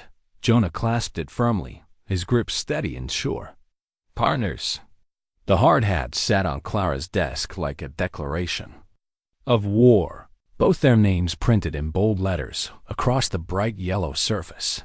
Clara Vance and Jonah Reeves, Riverside Community Partners. Maya had ordered as a joke, but it had become something more, a symbol of their equal partnership and shared commitment to building something that mattered. 3 days had passed since the property revelation, and the landscape of their fight had changed completely. Jonah was no longer a homeless architect with impossible dreams. He was a property owner with legal standing and resources that rivaled David's development company. Clara was no longer playing savior to the underprivileged. She was a business partner in a venture that could revolutionize community development. The change in dynamic had affected everything, including the growing tension between them that neither was quite ready to acknowledge. Working 18-hour days in close quarters, sharing takeout meals while poring over legal documents, celebrating small victories and strategizing around obstacles, their professional partnership was becoming something deeper, something that made Clara's pulse quicken when Jonah's hand brushed hers, reaching for the same file. The permits came through, Sam announced, bursting into Clara's office with the first genuinely good news they'd had in weeks. All of them. Building permits, occupancy permits, educational program licensing. Everything we need to break ground. Clara felt a surge of elation mixed with disbelief. Municipal permit processes usually took months, sometimes years. The fact that theirs had been approved in weeks suggested either remarkable efficiency or political intervention. How was that possible? Jonah asked, looking up from the construction timeline he'd been updating. Apparently, someone with influence made some calls. Sam grinned. Word is that Mayor Santos reconsidered her position after receiving numerous Letters from constituents, including several major donors to her campaign fund. Clara suspected Dr. Torres's coalition had been more effective than anyone anticipated.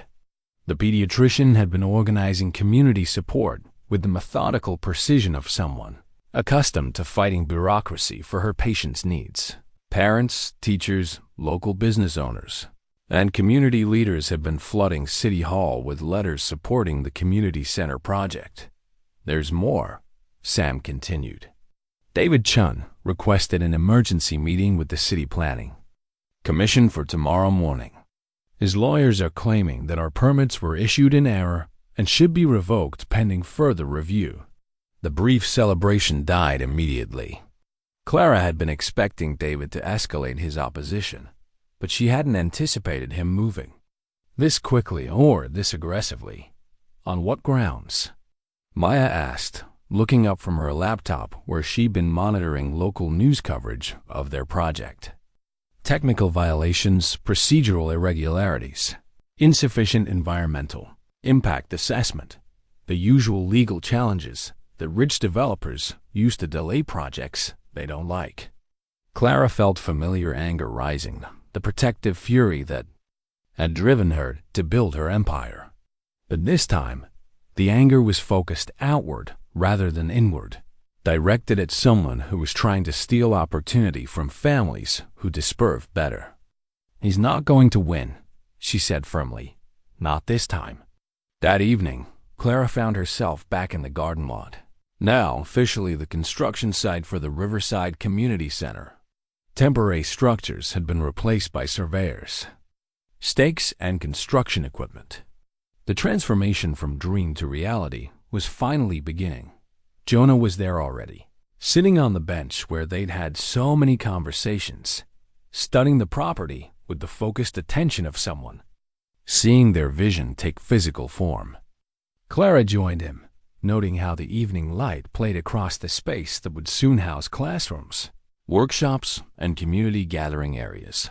Nervous about tomorrow? She asked. Terrified, Jonah admitted.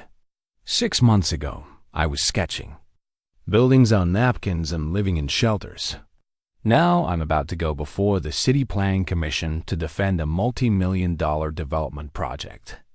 6 months ago, I was running a technology company and thinking quarterly profits were the most important thing in the world.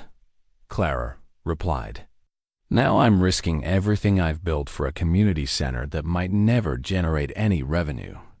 They sat in comfortable silence, watching children play on the equipment that would soon be relocated to make room for construction. Mrs. Martinez was tending her garden, carefully transplanting seedlings to temporary plots that would sustain the community until the center's permanent garden areas were completed. Clara, Jonah said quietly, there's something I need to tell you. She turned to face him, noting the nervous energy in his voice. Yesterday, when we became official partners, when the property situation got sorted out, something changed for me. Not just about the project, but about, he gestured between them. About this. About us. Clara felt her heart rate accelerate. She'd been feeling the same shift, the same awareness that their partnership had evolved into something neither of them had planned. I know, she said softly. I'd been feeling it too. Jonah reached for her hand, his fingers intertwining with hers in a gesture that felt both natural and momentous. I didn't want to complicate things while we were fighting for the project. But tomorrow, when we face David and the Planning Commission, I want you to know that this isn't just about business anymore. At least not for me. Clara studied his face in the fading light, seeing not just the architect who designed beautiful spaces, but the man who'd shared his deepest pain and trusted her with his most vulnerable truths. For me either.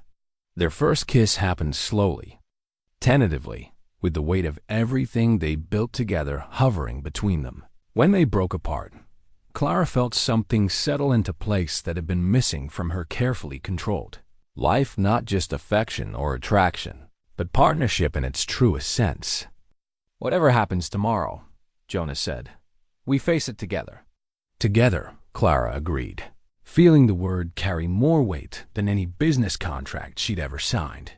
The next morning arrived gray and drizzly, as if the weather was reflecting the tension that filled City Hall's Planning Commission chambers. Clara and Jonah sat at one table with their lawyers and community supporters. David sat at another with his legal team and a collection of business associates who radiated expensive confidence. Dr. Torres had organized community attendance, and the chambers were packed with families whose children would benefit from the community center. Mrs. Martinez sat in the front row, her weathered hands folded in her lap, but her expression fierce with determination. Sam had brought several construction workers who were eager to begin building. Maya sat behind Clara, laptop open, ready to document everything for the press coverage that would follow. Commission. Chair Robert Chen, David's uncle, called the session to order with obvious reluctance. Clara suspected he'd been hoping to avoid this public confrontation, but David's legal challenges had forced the issue into open forum. We're here to review challenges to the building permits issued for the Riverside Community Center project, the chair announced. Mr. David Chen, representing Riverside Development Corporation, has raised concerns about the permit approval process. David rose with practiced courtroom confidence, his presentation folder thick with legal precedents and technical objections. Thank you, Chairman Chen. My concerns center on procedural irregularities in the permit approval process and potential conflicts of interest in the decision-making. He began his presentation with slides showing zoning maps, environmental impact studies, and traffic flow analyses. His arguments were technically sophisticated and legally sound, exactly the kind of challenges that could delay a project for months while bureaucrats sorted through competing claims. The rapid approval of these permits suggests that proper review procedures were bypassed, David continued. Additionally, the applicants failed to disclose significant financial relationships that could affect their ability to complete the proposed project. Clara felt her stomach tighten. David was fishing for any information that could undermine their credibility or legal standing. He didn't yet know about Jonah's property ownership, but he was clearly suspicious about their funding sources and partnership structure. When David finished his presentation, Chairman Chen turned to Clara and Jonah. Ms. Vance, Mr. Reeves, you have 15 minutes to respond to these concerns. Clara stood, feeling the weight of the community's expectations and her own future resting on the next quarter hour. Thank you, Chairman Chen. We appreciate the opportunity to address Mr. Chen's concerns and to clarify our project's legal standing. She began with the facts property ownership documents that established Jonah's legal right to develop his land, financial statements that proved their ability to fund the project, community support letters that demonstrated public benefit. Each document was presented methodically, building a case that their project was not only legally sound but economically beneficial to the city.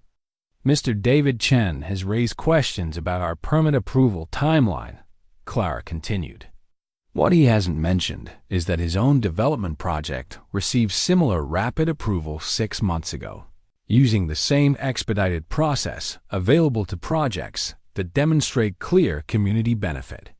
She could see David's confident expression beginning to falter as she systematically addressed each of his objections. He's also suggested that our project lacks proper environmental review. What he hasn't mentioned is that our community center is designed to lead gold standards, incorporates sustainable building practices, and includes green spaces that will improve rather than degrade local environmental conditions.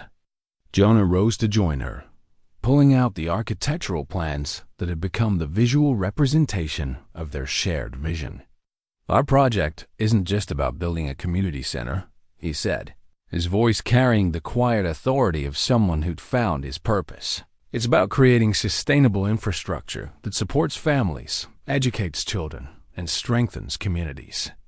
He began describing the design elements: solar panels that would make the building energy independent, rainwater collection, systems that would water the community gardens, flexible spaces that could adapt to changing neighborhood needs over time. Mr. David Chun's development would generate short-term construction jobs and ongoing property tax revenue. Jonah continued, "Our project will generate all of that, plus educational opportunities, healthcare programming, small business incubation, and community resilience that will benefit the city for decades." Clara felt pride surge through her as she watched Jonah present their vision with growing confidence.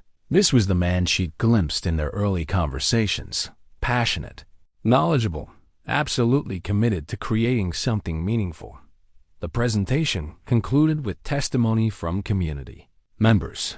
Dr. Torres spoke about the public health benefits of educational programming and safe recreational spaces. Mrs. Martinez, speaking through a translator, described how the community gardens had already improved nutrition and social connection among local families.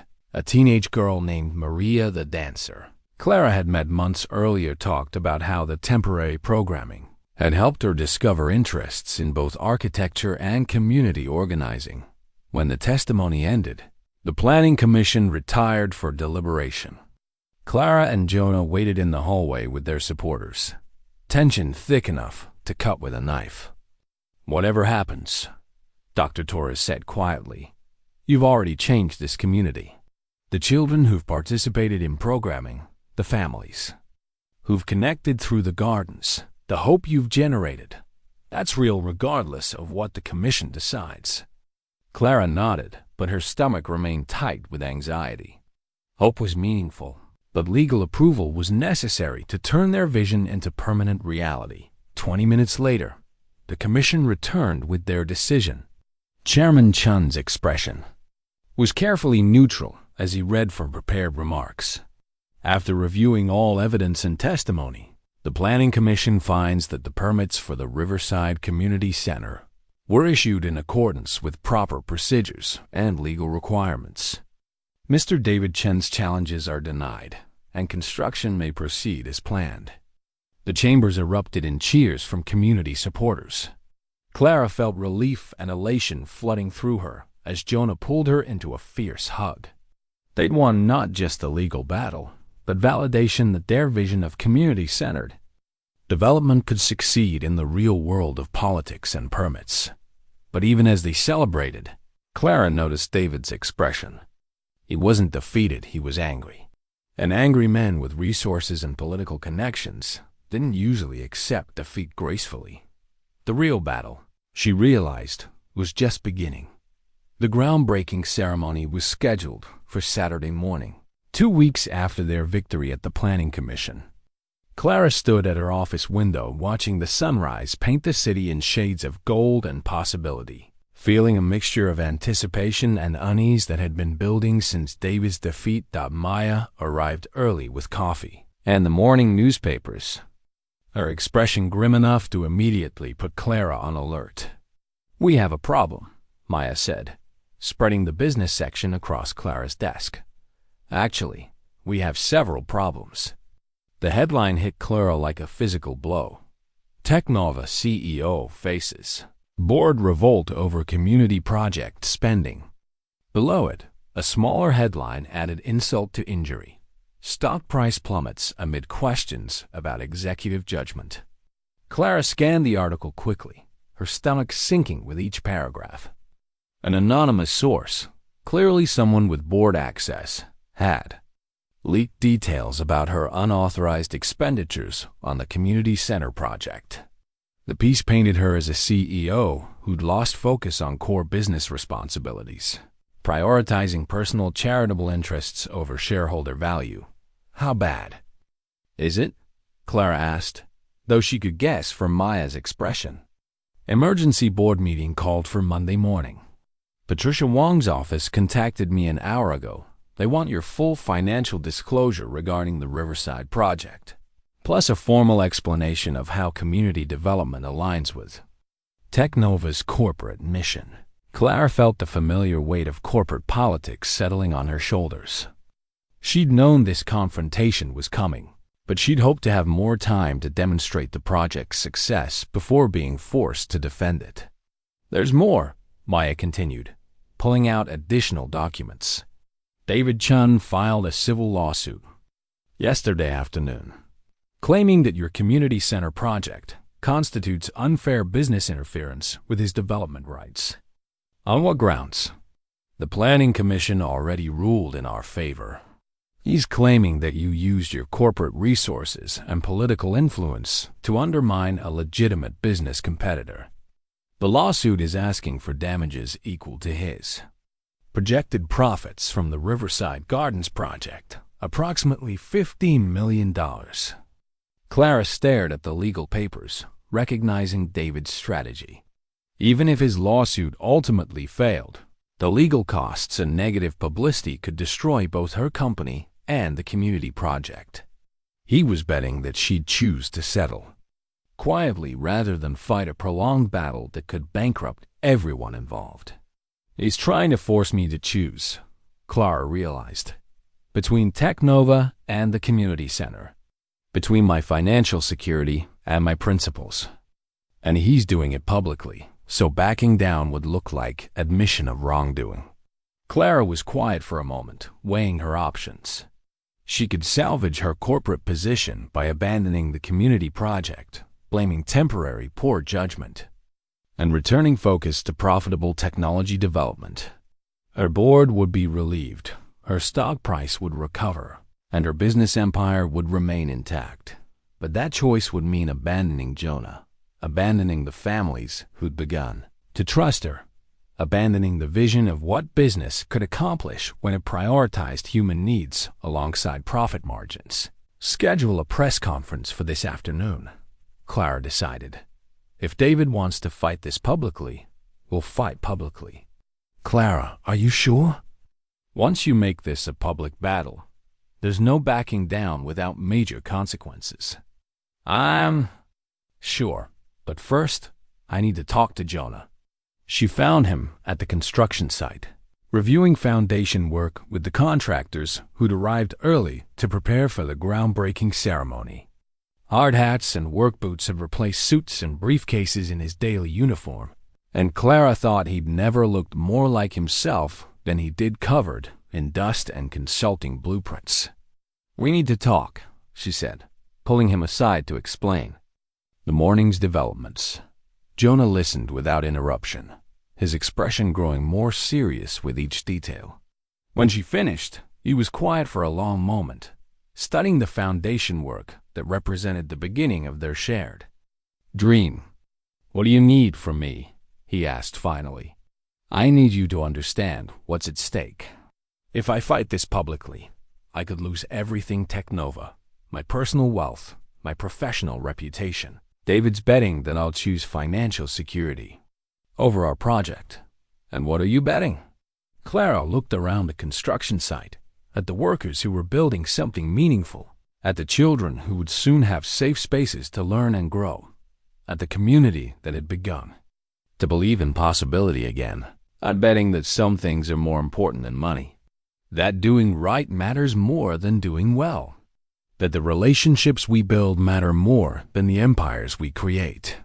Jonah stepped closer, taking her hands in his dust-covered ones. Then we fight. Whatever it costs, whatever it takes, we fight.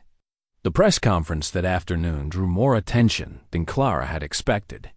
Local television stations, newspaper reporters, and business journalists filled the conference room. At Technova's headquarters, the community supporters who'd attended the Planning Commission hearing had come as well, turning what David had intended as corporate damage control into something resembling a movement. Clara stood behind the podium she'd used to announce product launches and quarterly earnings, but today felt different, less like corporate theater and more like a declaration of principles she was finally ready to defend publicly.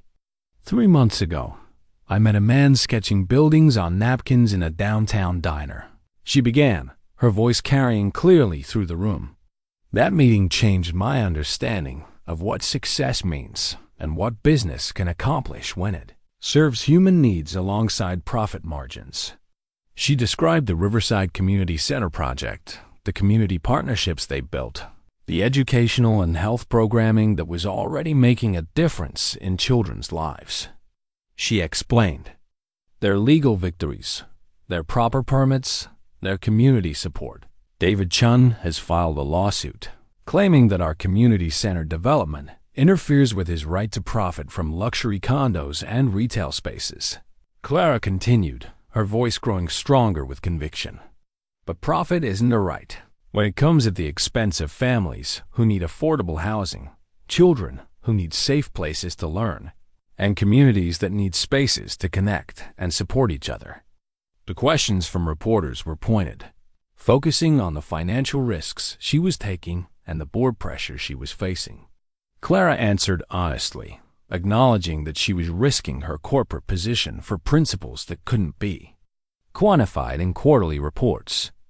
"Ms. Vance," called a reporter from the Business Journal, "what do you say to shareholders who argue that your personal charitable interests shouldn't be funded with corporate resources?" "I'd say that they're right," Clara replied, surprising the room. "Personal charitable interests shouldn't be funded with corporate resources, but community development that demonstrates sustainable business models, that creates measurable social returns, that proves profit and purpose can coexist. That's not charity. That's innovation." The press conference concluded with Dr. Torres, Mrs. Martinez, and several other community members speaking about the project's impact on their families. Their testimony was powerful, authentic, and impossible to dismiss as corporate public relations. As the reporters filed out, Clara felt exhausted but oddly peaceful. She'd drawn her line in the sand publicly, committed herself to a course of action that could cost her everything she'd built. But for the first time in years, she felt like she was fighting for something that truly mattered. Monday's board meeting would determine whether she'd have the resources to continue that fight, or whether David's strategy of forcing impossible choices would succeed in destroying everything she'd worked to build. The Technova boardroom felt like a courtroom as Clara took her seat at the head of the conference table Monday morning. 12 faces stared back at her, some sympathetic, others openly hostile, all of them calculating the personal and professional costs of the decision they were about to make. Patricia Wong called the meeting to order with businesslike efficiency, but Clara could see the strain in her expression. Patricia had been Clara's mentor during the early years of Technova's growth, and this confrontation was clearly painful for both of them. "We're here to address concerns about the company's involvement in the Riverside Community Center project," Patricia began, her voice carefully neutral. "Specifically, questions about resource allocation, risk management, and alignment with corporate mission." Robert Chun David's uncle leaned forward with barely concealed hostility. "Let's be direct about what we're discussing.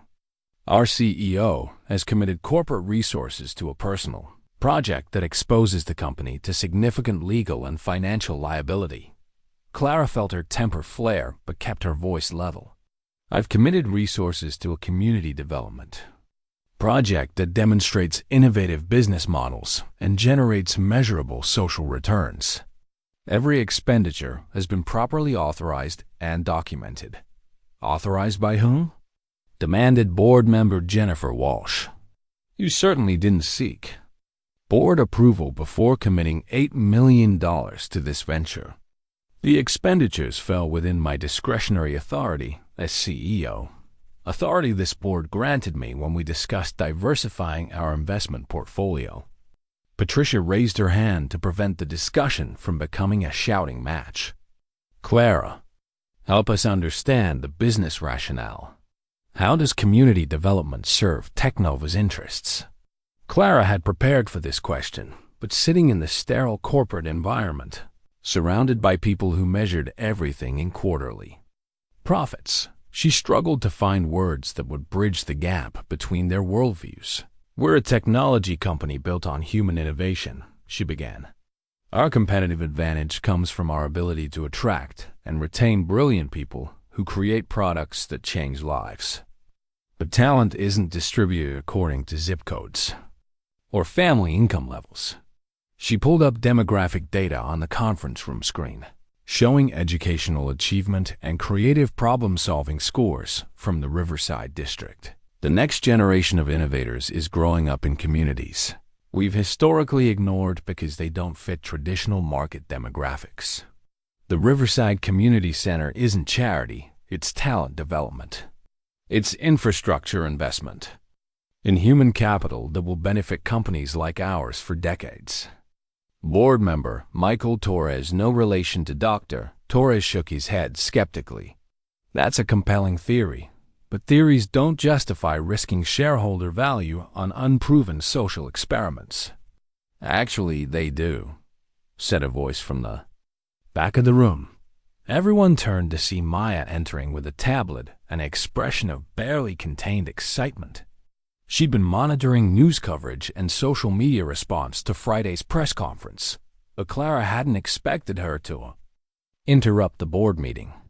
I'm sorry to interrupt, Maya continued, but there are developments you need to know about immediately.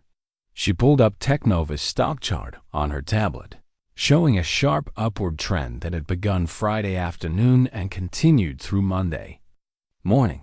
Stock price is up 12% since the press conference, Maya reported. Trading volume is triple normal levels, and analyst reports are overwhelmingly positive.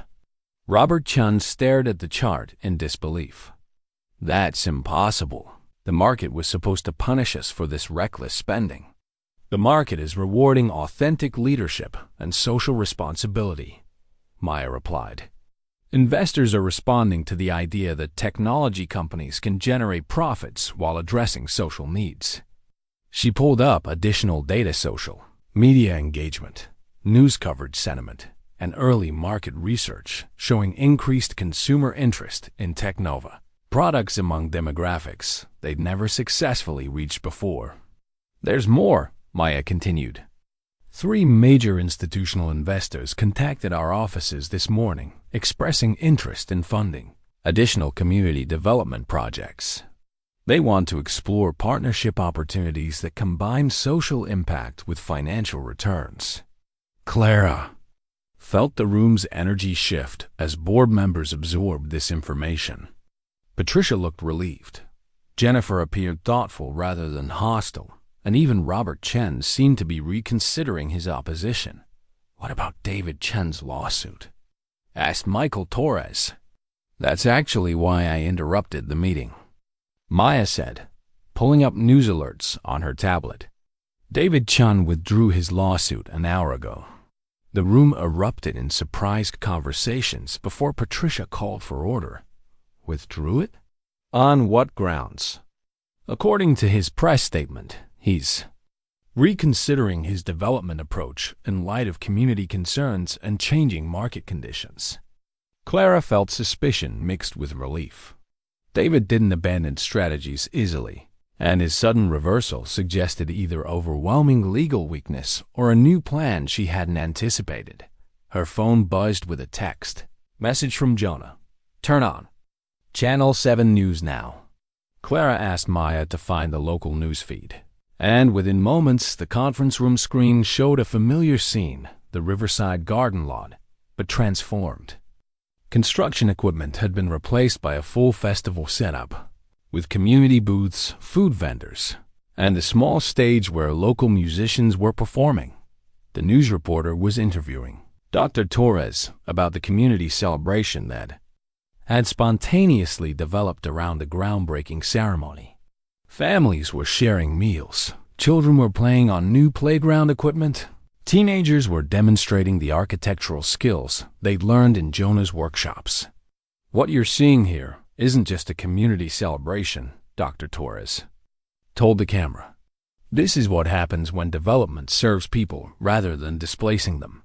This is what communities can build when they're given resources and opportunity rather than excuses about market forces. The camera panned across the crowd, showing faces that represented every age and background in the neighborhood. Mrs. Martinez was teaching children to plant seeds in the temporary garden plots. Sam was leading a group of adults in constructing benches from reclaimed materials. Teenagers were painting a mural on the side of the construction trailer. Their artwork depicting the community center that would soon rise on this land. And in the center of it all, Clara saw Jonah not just observing but participating, his architects. Eye evident as he helped children design and build small structures that demonstrated engineering principles through play. "Turn it off," Robert Chun said abruptly, but his voice lacked its earlier hostility. "No," said Patricia quietly. "Leave it on." They watched in silence as the news report continued, showing interview after interview with community members talking about hope, opportunity, and the difference that investment in people rather than profit could make. When the report ended, the boardroom remained quiet for a long moment. "I move to table the motion of no confidence," Patricia said finally. "And I move to authorize expanded funding for community development, initiatives that demonstrate both social impact and financial sustainability." "Seconded," said Jennifer Walsh, surprising everyone including herself.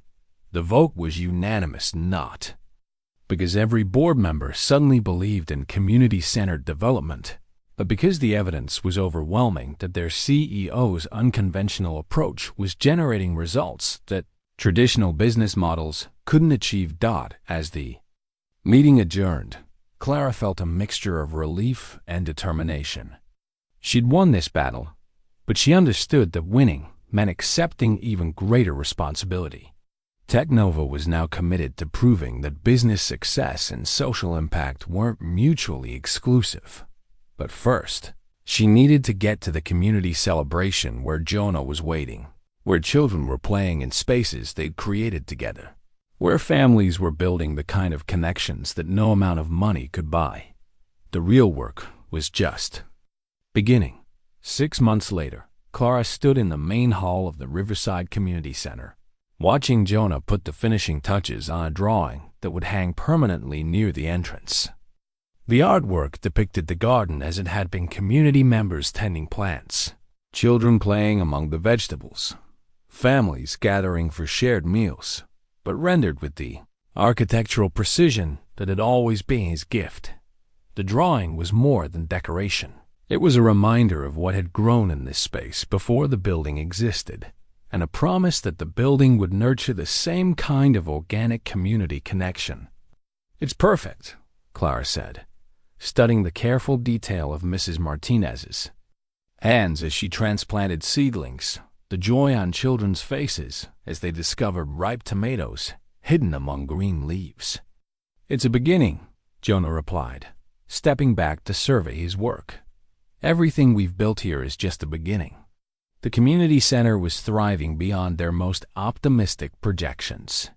The main hall where they stood hosted everything, from Quincy-era celebrations to town halls where residents discussed neighborhood priorities.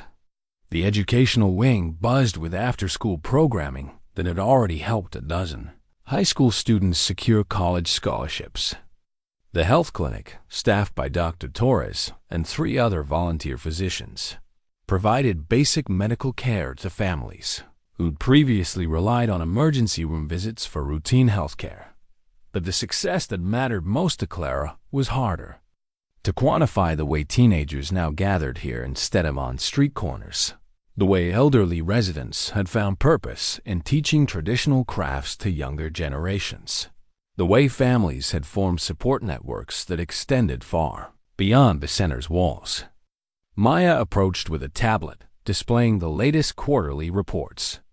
Technova's stock price had reached record highs, driven partly by innovative products, but mostly by investor confidence in leadership that could balance profit with purpose. The Community Development Division, Maya, now managed had attracted partnerships with major foundations and corporations seeking to replicate their model in other cities. "The mayor wants to schedule a site visit next week," Maya reported. "She's interested in discussing expansion to 3 additional neighborhoods." Clara nodded, but her attention was drawn to the children's art displayed along the hallway walls. Among the crayon drawings of buildings and families, one image stood out: a bird with outstretched wings, remarkably similar to the wooden toy that still sat on Clara's desk at Technova headquarters. The same child who'd carved that gift had drawn this picture. But the bird was larger now, more confident, surrounded by a sky filled with possibilities rather than perched alone on an uncertain branch. "Miss Clara, Mr. Jonah." The voice belonged to Maria, the teenager who questioned Clara's promises that first evening in the garden. She approached with a folder thick with college application materials and a smile that transformed her entire face. "I got accepted," she announced, her voice carrying disbelief and excitement in equal measure. "Full scholarship to the architecture program at State. They said my portfolio showed unusual understanding of community-centered design." Clara felt tears threatening as she hugged the young woman, who challenged her to prove that rich people could deliver on their promises. "I'm so proud of you." "I couldn't have done it without the programs here," Maria continued. "Without Mr. Jonah teaching me that buildings can heal communities. Without Dr. Torres helping me understand how design affects health outcomes. Without all the adults here who believed I could do more than I thought possible." After Maria left to share her news with other community members, Clara and Jonah walked outside to the rooftop garden, where Mrs. Martinez was teaching a group of children to identify edible plants. The evening light was golden, painting the city skyline in shades that made even the ugliest buildings look beautiful. "Regrets?" Jonah asked, settling beside Clara on the bench. They'd installed to replace the makeshift seating from the original garden. Clara considered the question seriously. 6 months ago, she'd been a successful CEO with a clear understanding of her place in the world. Now she split her time between corporate leadership and community development, between boardroom presentations and after-school tutoring, between maximizing shareholder value and maximizing human potential. "No regrets," she said finally, "but plenty of surprises, such as discovering that the most profitable thing I've ever done was also the most meaningful. Such as learning that success isn't about choosing between personal fulfillment and professional achievement. It's about finding ways to make them the same thing." Jonah was quiet for a moment, watching Mrs. Martinez demonstrate how to harvest basil without damaging the plant's continued growth. "There's something I need to tell you," he said, echoing the words he'd spoken months earlier when their partnership had first become something deeper. Clara felt her pulse quicken, though whether from anticipation or anxiety, she couldn't tell. "I called Emma yesterday," Jonah continued. "My daughter. We talked for 2 hours. Clara turned to face him fully, seeing emotions play across his features: hope, vulnerability, and something that looked like healing. I told her about the community center, about the work we're doing here, he gestured between them, about us. I told her that I finally understand what her mother meant when she said that teachers build the future one child at a time." "What did she say?" "She said she wants to visit this summer. She said she's been studying sustainable architecture in her environmental science class, and she wants to see what we've built." Jonah's voice cracked slightly. "She said she's proud of me." Clara felt her own emotions rising: joy for Jonas, reconnection with his daughter, gratitude for the journey that had brought them all to this moment, and something deeper that she was finally ready to name. "There's something I need to tell you too," she said, pulling out a small velvet box that had been hidden in her desk drawer for 3 weeks. While she waited for the right moment, Jonah's eyes widened as Clara opened the box to reveal a simple ring, not the elaborate diamond that corporate success might suggest, but a band of recycled gold inlaid with a small piece of turquoise that matched the color of his eyes. "Marry me," Clara said, her voice steady despite the magnitude of what she was asking. "Not because it makes financial sense or because it serves our business partnership, but because I love you. Because I want to spend my life building beautiful things with you. Because when you promised to give me children inside me, ideas and dreams and purpose, you gave me more than I knew how to ask for." Jonah's answer was wordless, a kiss that tasted like possibility and felt like coming home after a journey neither of them had known they were taking. When they broke apart, The rooftop garden had filled with community members who'd been watching from below. Mrs. Martinez wiping tears with her dirt-stained apron. Dr. Torres grinning as she herded curious children away from the private moment. Sam and Maya standing, hand in hand, with expressions that suggested their own romantic story had been developing parallel to Clara and Jonah's. "So, what happens now?" Jonah asked, the ring fitting perfectly on his finger, as if it had been waiting for him all along. Clara looked around at the community center that had become the heart of a transformed neighborhood, at the people who'd become family, at the man who taught her that success measured in human connections was worth more than any empire built on profit alone. "Now we build the rest of our lives," she said. "One dream at a time, one community at a time, one day at a time." In the distance, the city lights were beginning to twinkle as evening settled over the neighborhood. But on the rooftop of the Riverside Community Center, surrounded by growing plants and growing relationships, the future looked brighter than any skyline could illuminate. 3 months later, Clara and Jonah were married in the main hall of the community center, surrounded by the families who'd become their chosen family. Emma served as flower girl, her shy smile gradually warming as she met the children who'd benefited from her father's architectural vision and her stepmother's determination to prove that business could serve human needs. Mrs. Martinez catered the reception with dishes that represented every culture in the neighborhood. Dr. Torres served as unofficial wedding photographer, documenting moments of joy that would join the other images lining the center's walls.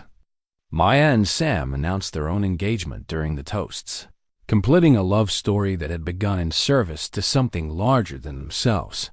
But the moment Clara treasured most came near the end of the evening, when Maria approached with a group of younger children who'd drawn pictures of the wedding ceremony.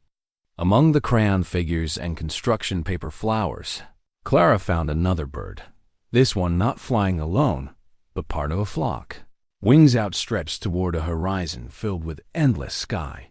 The child who'd drawn it handed Clara the picture. With serious formality, "This is for you and Mr. Jonah," she said, "because you taught us that beautiful things grow better when they grow together."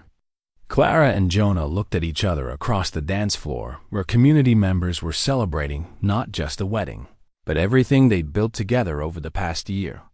Children who'd gained access to educational opportunities they'd never imagined. Families who'd found support networks that helped them weather economic storms. Teenagers who discovered that their dreams were worth pursuing and their voices worth hearing. And in the center of it all, two people who'd found each other by learning to see beyond their own needs toward the infinite possibility that existed. When love serves something larger than itself. By spring, as Clara had promised that first night in the diner, Jonah had given her children not just the biological child they were expecting, but the children of the community who taught them both what it meant to build a life worth living. The future spread before them like architectural plans waiting to be realized, full of spaces where love could grow and communities could flourish and dreams could take shape in the patient work of human hands building beautiful things together.